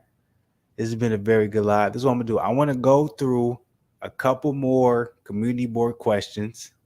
I want to see how you feel about them. You know what I'm saying? Any of them trigger you. And then I want to definitely end with us because I'm like, I'm not gonna clickbait y'all. I put in the title that we're gonna watch the Danny Garcia, Jose Benavidez weigh-ins. We're gonna do that. But I want to get through a couple questions of this community board because I think there's a couple questions that I definitely want to hear your opinion about. You know what I'm saying? And anybody else who's watching this right now, who's in the chat, Ebony Sweet, you've been in the chat. Michael Johnson Boxing Talking More, you've been in the chat. Let me know what y'all feel about any of these topics right now. So let's get it. So, all right, this question right here was so recently, and I love this question right here because I love one of the responses. So recently, Ryan Garcia came out and said nowadays belts don't matter, only money fights. The WBC responded, or the president responded and claimed that it is not true, and Garcia only thinks this is way because of the money and popularity he has outside of the sport of boxing. Let me ask you, family, is Ryan right? Are belts full of bullshit? And is it all about the money fights? Or are you rocking with the WBC president saying belts still are fundamental in creating a star and generating money? So in other words, Ryan Garcia is saying belts don't matter. The only thing that matters is big money fights. The WBC president is saying, no, that's not, you know, the only reason you're saying that is because you have a big popularity and a big following outside of boxing. But for the average person, belts to mean something, and you know you can create a lot of money and can generate a lot of money. Who do you agree with when it comes to the votings right now? We have, hate to say it, but Garcia is right. Belts are bullshit. That's 25%. Case by case scenario. The belts are oversaturated but necessary. So that's the case. How do you feel about that, man? It's bullshit. It's bullshit. And the reason I say that, and respectfully, the reason I say it's bullshit is because the belts have always mattered, and if you look at any other division right now, any other division, niggas are fighting for belts. That's what they going for. Okay. At 135, when Devin Haney became undisputed, the belts they didn't mean nothing then. That's when they didn't mean nothing. And the reason they didn't mean that because y'all niggas and Ryan Garcia, for him to say this, right? For him to say this and to also have an opportunity, you know what I'm saying, to be the challenger for the WBC belt twice. and never take that challenge on, of course he's gonna say that. Respect to him. He got Instagram followers, he got social media followers. You know what I'm saying? He can sell fights out. I'm not mad at that. But what I will say is when you sit here and start to talk about belts don't matter, you tell me another division that the belts don't fucking matter. You tell me one outside of 35 right now. Tell me a division the belts don't matter. You want me to tell you one? Please. Cruiserweight. You said cruiserweight? No one give a fuck about a cruiserweight title belt. Well, nobody don't know who cruiserweight fighters. Well, I ain't even gonna lie. I know cruiserweight fighters. So I'll talk. You can't say that. That's all I'm saying. I got you. I'm like, you can't say name a division. I'm like, nigga, I tell you, there's multiple. The only divisions that anybody gives a fuck about in boxing right now is welterweight, heavyweight, and the only reason we care about the light heavyweight division is because Canelo. Not true. Not true. Of course, we got the lightweight division, but other than that, that's 4 divisions in all the divisions we have in boxing. Not true. Not true at all. And I'll prove it to you now. So for when Bam Rodriguez, when he went and beat the shit out of Quadras, you know what I'm saying? Then beat the shit out of did belts not matter then? When he after he beat Quadras and then he went and beat Rumvasai, now he's looking to fight Chocolatito. The belts not matter then? No, they matter. They absolutely matter there. When it comes down to Steven Coolboy, you know what I'm saying, versus MJ. I hope I said it right. I hope I say his name right. Akhmadaliev. Do the belts not matter for undisputed at 126? Absolutely, that shit matter. You know what I'm saying? When Shakur Stevenson won the belt, what's the first thing he said at 30? Nah, nigga, I want to fight what's my boy name in England? I can't call his name right now. I apologize. But what he say? Nah, I want to fight him. I want to go undisputed. When Josh Taylor got the belts, you know what I'm saying? And in my opinion, he lost to Jack Catterall. But even then, when the other fight started, he started dropping belts. Now the belts matter, nigga. If the belts don't matter, then what we're saying is, if the belts really don't matter, what we're saying is that, hey, just because you got a name, then you can go for Ryan Garcia has never been a champion, a true champion, never. And when he had the opportunity to be a true champion, Devin Haney showed up, and I know this just because I got this shit. It's part of my debate coming up. Yeah. But when Devin Haney showed up in his fights, you know what I'm saying? Kill this debate, by the way, man. We've been having it. You better if you don't kill this debate, because I'm gonna watch this shit. I'm gonna be mad, the motherfucker. I'm like, if I get all the ammo to kill this nigga with the shit he got, there ain't no way he should beat you, bro. And if you lose, I'm gonna just shut down my YouTube channel. I'm like, man. Hey, you can hear a brother cooking. You can hear a brother cooking. And I hear it, but you gotta cook this nigga when the night is there. I'm like, no, you better win the debate, nigga. Well, this the thing. When it comes to a debate, it's not the topics. Yeah. It's about the topics. Yeah. You know what I'm saying? And we got 3 topics that we're gonna debate, and then we got one unknown topic, and the moderator can throw this shit out there how he want to. But he's all off of popularity. He's all off of Javante Davis. There's no way you should lose. The only way he'll feel like he'll get the upper hand if he goes off of popularity. But that's what I expect. I'm not mad at that. And I already know, you know what I'm saying? It's a poll out there who gonna win the debate. I'm a 25% favorite right now. I'm okay with that. The reason I'm okay is because I know what I'm coming to. The reason why, because you're coming into a certain type of territory. Because Devin Haney, I don't care. I don't even want to get into it. It doesn't make any sense. We're debating literally a young nigga, like our future. And we're trying to make it seem like he's not part of our future. It's so weird to me. No. And that's what I'm here for, is to show these individuals that, damn it, Devin Haney, he the goods. I know, That's like he's us. Like y'all acting like he's not us. Like y'all acting like he's like someone else. Like what? But because Tank Davis get knockouts, you got to debate this. You got to. But when I come with the facts that I'm gonna come with, you know what I'm saying? I'm not coming with nothing else but facts. That's what I'm coming with. And so, and I'm gonna ask and knockout 86 TV. That's my brother. You feel me? I'm on this channel all the time. He allows me to rock with him, and I love him to death. But I gotta cook him. Knockout 86 TV all day. But I gotta cook him. I gotta cook him in this situation, and that's what I'm gonna do. I'm gonna bring facts to the table, and but that's a whole nother conversation. That's a whole nother conversation. Yeah. Hey, tune in if y'all want to tune in to this shit. What day is it? Let them know, because I'm like, let's go ahead. I'll go 100 million next. I'm like, man, we've been going crazy with it for the night. I'm a finish. But look, hey, it's this coming Thursday. We're gonna be lit tomorrow, man. We're gonna be live for the Danny Garcia, Jose Benavidez Jr. So we're gonna be live for that. We got the UFC card tomorrow.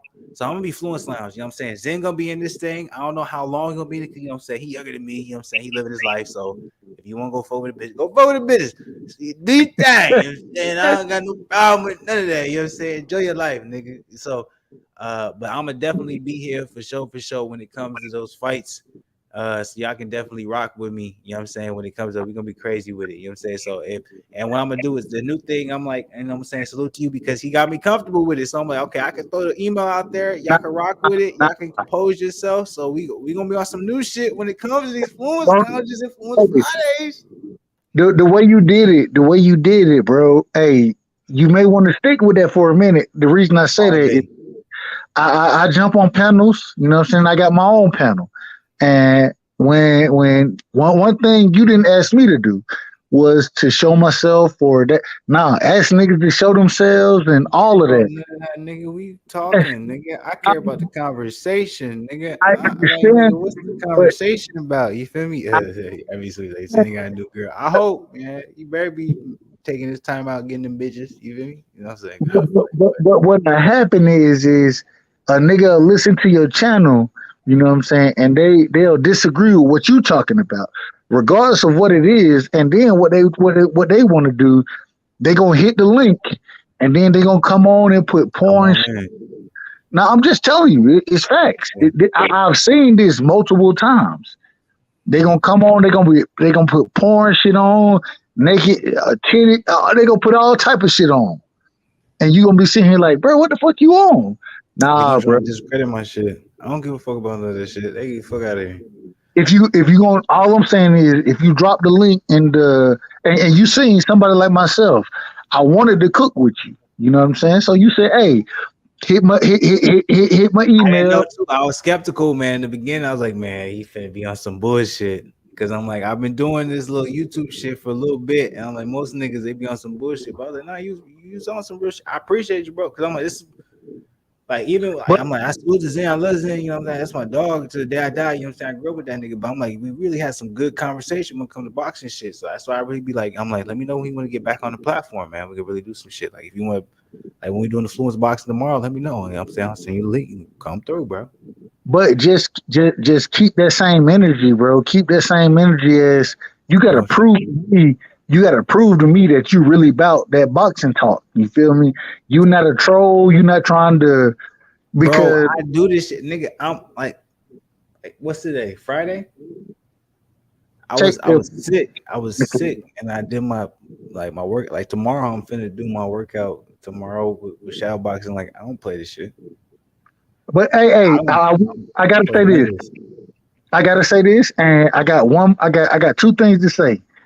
First thing is I'm gonna drop my phone, my phone number in your shit. And I don't do that a lot of times, but I rock with you, bro. Like, yeah, I don't play none of this. I'm not trying to be extra or what you know what I'm saying? Like this whole conversation has been boxing, and we done kept it respectful. We ain't I rock with stuff like that. I rock with it the long way. The reason being because it's hard to. I'm like, Go ahead. I'm really trying to grow my shit, but at the same time, it's like I want to be, you know what I'm saying? I want to communicate, you know what I'm saying? Be on the we're reaching out, you know what I'm saying? Supporting all that. 'Cause that's at the end of the day, it's relationships, communication. So, like, bro, like tomorrow, I'm gonna be back on. We got Danny I, Garcia versus Jose Benavidez going for the Fluence Lounge. Then we also got the UFC card tomorrow, which is gonna be crazy. You know what I'm saying? Pina versus Nunez 2. I know you don't really fuck with that, but you know what I'm saying? That's what I do for the Fluence Lounge. So it's like if you come up in here, I'm telling you, I'm like, you like niggas from my shit, like they gonna come and fuck with you. Like you see Ebony Sweet up in here. I'm like niggas gonna come and fuck like we it's all love. Like we do this, everything. even though it's love with you, it's these other niggas out here. I've seen it. I've seen it. And so all I ask is this: I don't give a fuck about none of them niggas, man. you I got don't. you got to though. The Because reason, they hate though, bro. Like I'm in the trenches right now. Like you hating, but you not even there. So I'm like, for me, it's like, you know what I'm saying?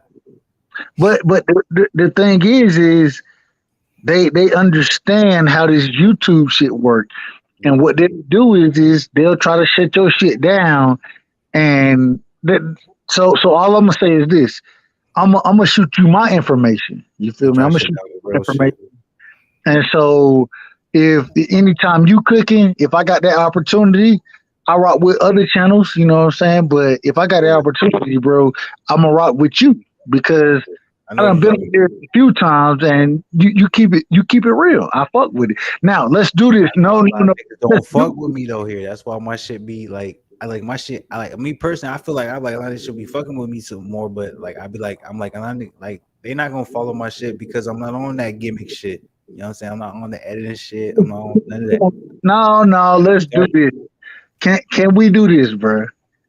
And I'm about to jump off the shit. I got one last topic in me, and I want to fight you on this one. I want to fight you.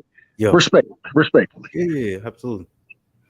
Bud EJ, I want to talk about that fight real quick with you and see where you at. I'll go first if necessary, but I will prefer for you to go first, and then I'll respond. But I'll go first if you want me to. It's up to you. I'm gonna let you go first. Go ahead. Bud EJ, man. So I got EJ winning the fight. The fight ain't the fight ain't fucking happening. It's not happening.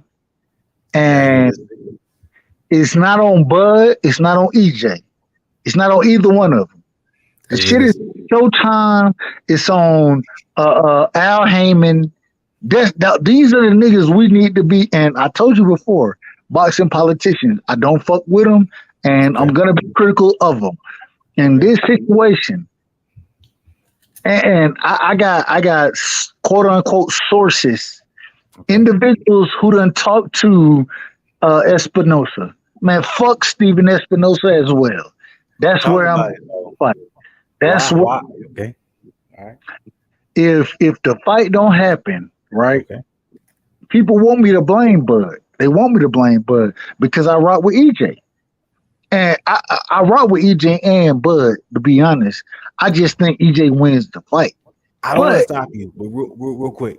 Don't go ahead. Bullshit. Why do people expect us to blame Bud just because you with Bob Arum, so it's your fault? Nah, but this is the problem. This is the thing. So what they're gonna tell you now is that, well, Bud, he hard to deal with. You know what I'm saying? He hard to deal with, and he not trying to make the fight. He asking for too much. I ain't gonna lie to you. I was there at one point in time. I'm out of that shit. I understand what's going on now. I see it. It's not that's not what's going on, bro. What's going on is that Bud asking for what he feels he deserves. Deserve it. Hold on. Let me just say it. I have no problem with what Bud believes he deserves. I have no problem with that. None whatsoever. What I do have a problem with, and I'm going to say that it's Espinosa. That ain't who it is. It's the streaming shit. If pay-per-views, and once again, that's why I say this. I buy pay-per-views. The reason I buy them is because when it comes to a situation like this, somebody like myself, I can sit here and say, nigga, I done bought all the Bud pay-per-views. I done bought all the EJ pay-per-view. Nigga, I want the smoke, nigga. I want it all. One of the few. Most hardcore fans don't buy pay-per-views. Can I also add this? When it comes to people buying pay-per-views, you got to put this into perspective. Oh, all of a sudden, people are buying pay-per-views, but you guys look.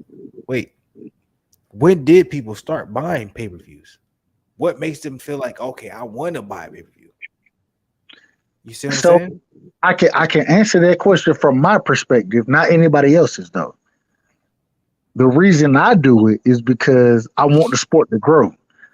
I understand that if I don't put money into the sport the same way with any other sport, although individuals will say, "Oh, you're not putting money into football," nigga.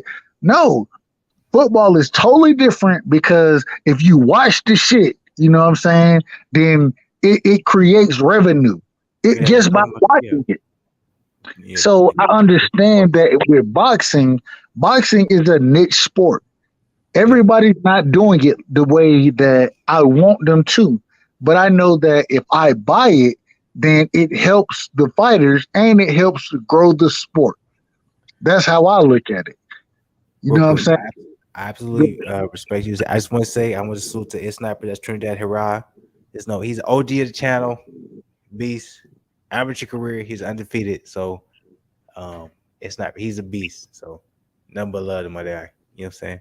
Been part of I agree with a lot of stuff you're saying. You know what I'm saying? And what you gonna be doing tomorrow, Doc? Tomorrow night. So tomorrow we got the I always rock. I got an OG I rock with. He Garcia. We got the Garcia Benavidez Junior fight. I'm gonna be doing the Fluence line for that joint. Hey, the most important fight tomorrow, just to be quite honest, is Antoine Russell versus Rancis Bartholomew. That's the most important fight to me. Antoine Russell's gonna lose it, Bartholomew. Man, he gonna beat the dog shit. Yeah, so that's the only reason I'm not saying that's the most important fight. That's definitely not the most. For my opinion, I don't think that's the most important because I know that Antoine Russell's gonna win. Like, it's not about him winning. That's not what I'm looking at when I say that. When I say that's the most important fight to me. The reason I say that is because Danny Garcia and Jose Benavidez, the winner of that fight. You know they're gonna fight somebody that's a big name when it comes to either the 147 division or the 154. I'm like, that PBC, Showtime, they're setting something up for that particular. There's a reason why that fight's happening. That's not for the 154 division. That's for they're trying to set something up. I don't disagree. But the reason it's not important to me is because that fight, it's a good fight. It's a good fight. At the same time, Gary Antoine Russell, this motherfucker is the goods. Neither one of them are the goods. They're not the goods, bro. Regardless who win the fight, I don't believe they're the goods. And I believe if they go fight anybody at 54, 47, if they fight any of the top competition, they're going to get the shit beat out of them, in my opinion. Okay. Gary Antoine Russell, if he, and I got him winning in 6-7 rounds, something like that. Yeah. But when he wins the fight, most 10 rounds, 10 rounds would probably be his I think that I said this earlier, I'm a Devin Haney fan. If Devin Haney, when he moves up to 40, I ain't going to lie. I want to see him fight Antoine Russell. I want to see that fight. The problem is I got Antoine Russell beating the dog shit out of Devin Haney. And I rock with Devin Haney the long ways. My favorite fighter, bro. That's crazy ass shit. I just think that's crazy to say because Haney has his resume is so much better than Antoine. Russell it's not about the resume. It's about the skill set. The skill. Yeah, Devin Haney is way more skilled than Antoine Russell Jr. He's fought much better opponents. He's fought bigger opponents. That's a crazy statement in my opinion. So you think? I think Antoine Russell Jr. is a beast, but to say that he's gonna beat Devin Haney is crazy. Can I? I'm gonna tell you the reason I got that, I'm glad you said that because I hope you. Honestly, I hope you change. Listening. You sound like you say you fuck with Devin Haney, but you sound like you a hater, bro. Bruh, I got a debate against a nigga, right? And I'm rocking with Devin Haney into the debate. What you talk? I love Dev, bro. Dev is my Dev.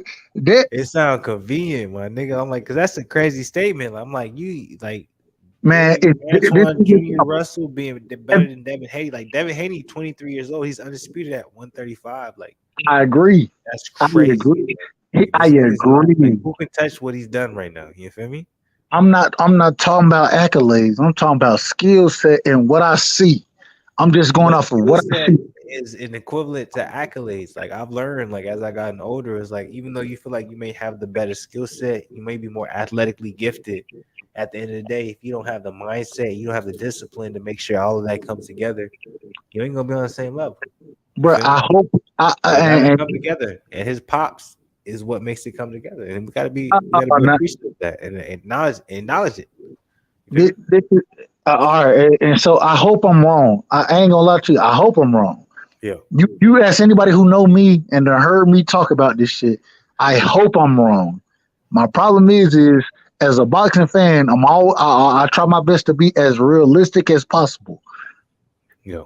The thing is with Gary Antoine at 40, the pressure he puts on, and in my opinion, I think he has more tools in the box than that he hasn't brought out. I'm not saying he has more tools than Dev.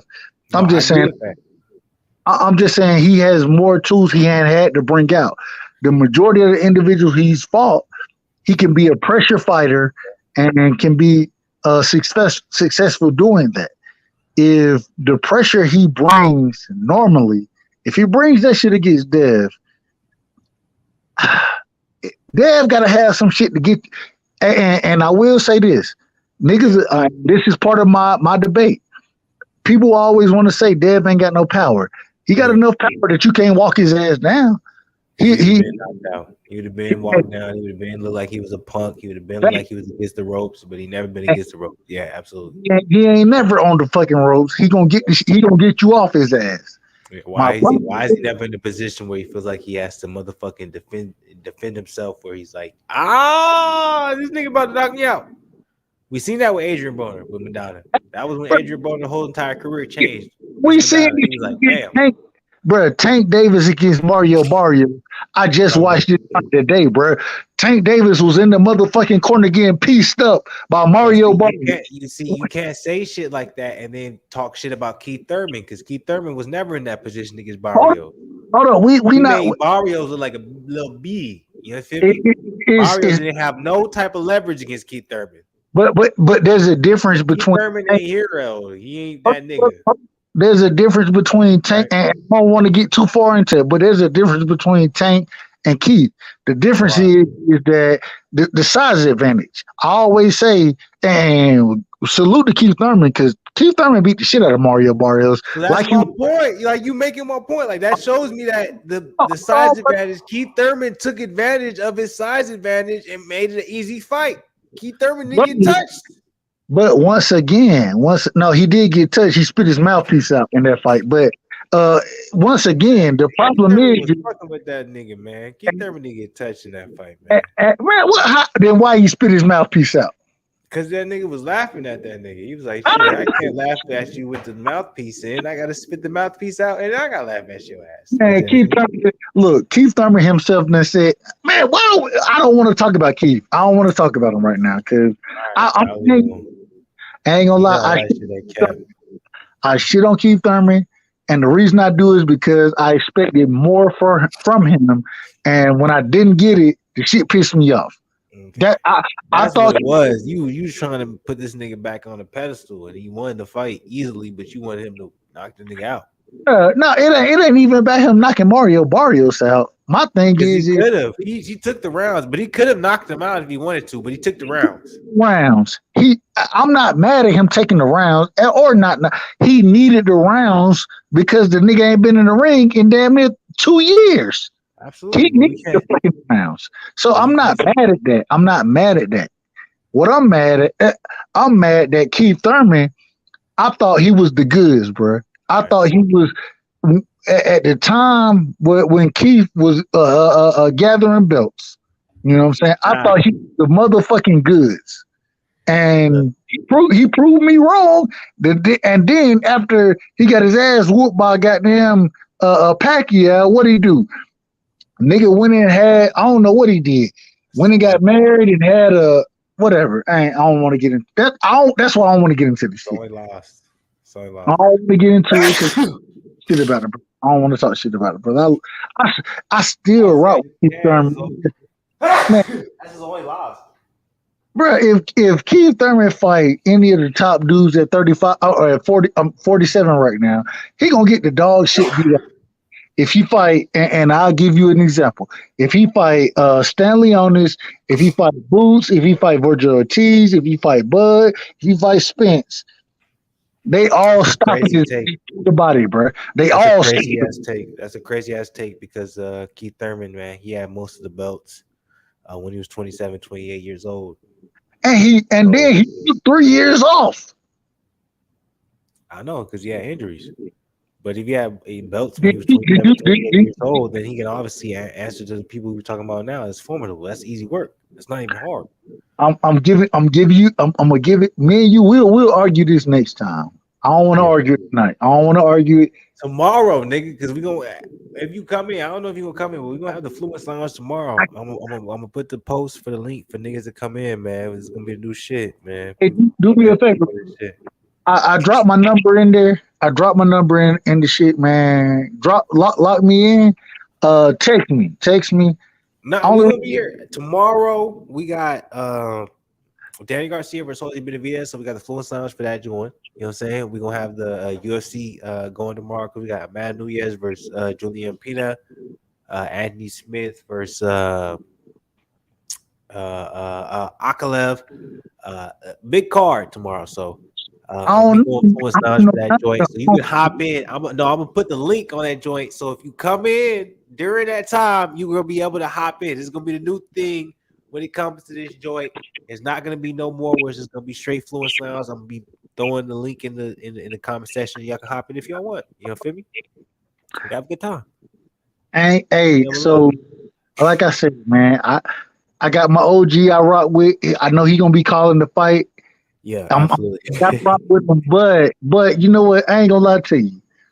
I'm gonna go out my way, and the reason I'm gonna do it because I rock with you. The long ways, bro. I rock with you the long ways. Appreciate it, bro. You know you shit, bro.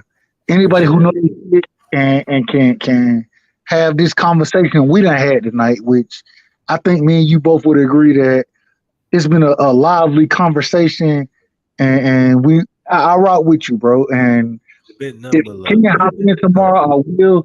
If I can't, then next time you go live, I'm gonna hop in then. I'll be looking. And we ain't counting nothing. Whenever you can get in, whenever you show up, I appreciate it. It don't matter when you can. It don't matter when you can't. I just appreciate it whenever you can. And, you know what I'm saying? I appreciate you coming in here and you showing nothing but love and, you know what I'm saying, putting the president when it comes to this particular, you know, it's the first time I ever done this. You feel me? So we're gonna be doing this a lot more. We dropping the link and y'all can hop up in, and we're just gonna have a good time, man. Especially with the Fluence Lounges and the Fluence Fridays. So I appreciate you, bro. For real. Hey man, did you want to go through any more of the comments or anything like that? I'm good with that. Or shutting it down, it's all good. It's up to you. For tonight, I'm gonna shut it down for the night. You know what I'm saying? I gotta give me some sleep. It's late on my side of the game. You feel me? But we're gonna be back tomorrow for sure. For the Fluence Lounge, for the Danny Garcia versus Benavidez Jr. And then we're also gonna have the UFC card. So we're gonna be back for the UFC card, and we're gonna be back for the boxing. So we're gonna have a good time for that. Y'all hop in. I'm gonna be throwing the links out for that, and we'll have another good time, man. It's a new thing. We rocking with it. We're gonna be rolling with it. So salute to everybody who's up in here, man. But yeah, man. Any last words? Anybody want to say anything? You feel me? Before I get up out of here. Hey, last thing. Can I put my channel? If you don't mind. Bro. Hey, Dub Right Side, man. Y'all go hit the link, man. Subscribe. We're gonna be going live pretty soon. Man, it's crazy because I have so many niggas going live that I rock with, I don't be Yo, trying to start too much nonsense, but I know I got to start my shit up even more regardless. So, but my brother, I'm definitely rocking with you. And anytime you going live, if I get that opportunity, and like I said, I put my shit in the chat, man. Hit me up, man. Hit me up. Let me know you going live so I can jump on with you and cook with you, bro. I love you. absolutely. Love the chat, man, and love everything y'all got going on, man. Respectfully. I appreciate you, bro, man. You really gave good conversation, man. You really made this live go crazy. Yeah, I'm telling you, anytime you in the chat, anytime I throw you something, man, you know what I'm saying? Nothing but welcome and coming up to this joint. We're gonna be back tomorrow with the Fluence Lounge. You feel me? We got the fights going crazy. We're gonna have a good time. But I want to salute to the people. Blessings. You know what I'm saying? Going to the weekend feeling great. You know what I'm saying? Blessed, not stressed as always. On Schwarzenegger side of the game. I'll be back with more boxes. Stay blessed. Stay not stressed. We out of here for the night.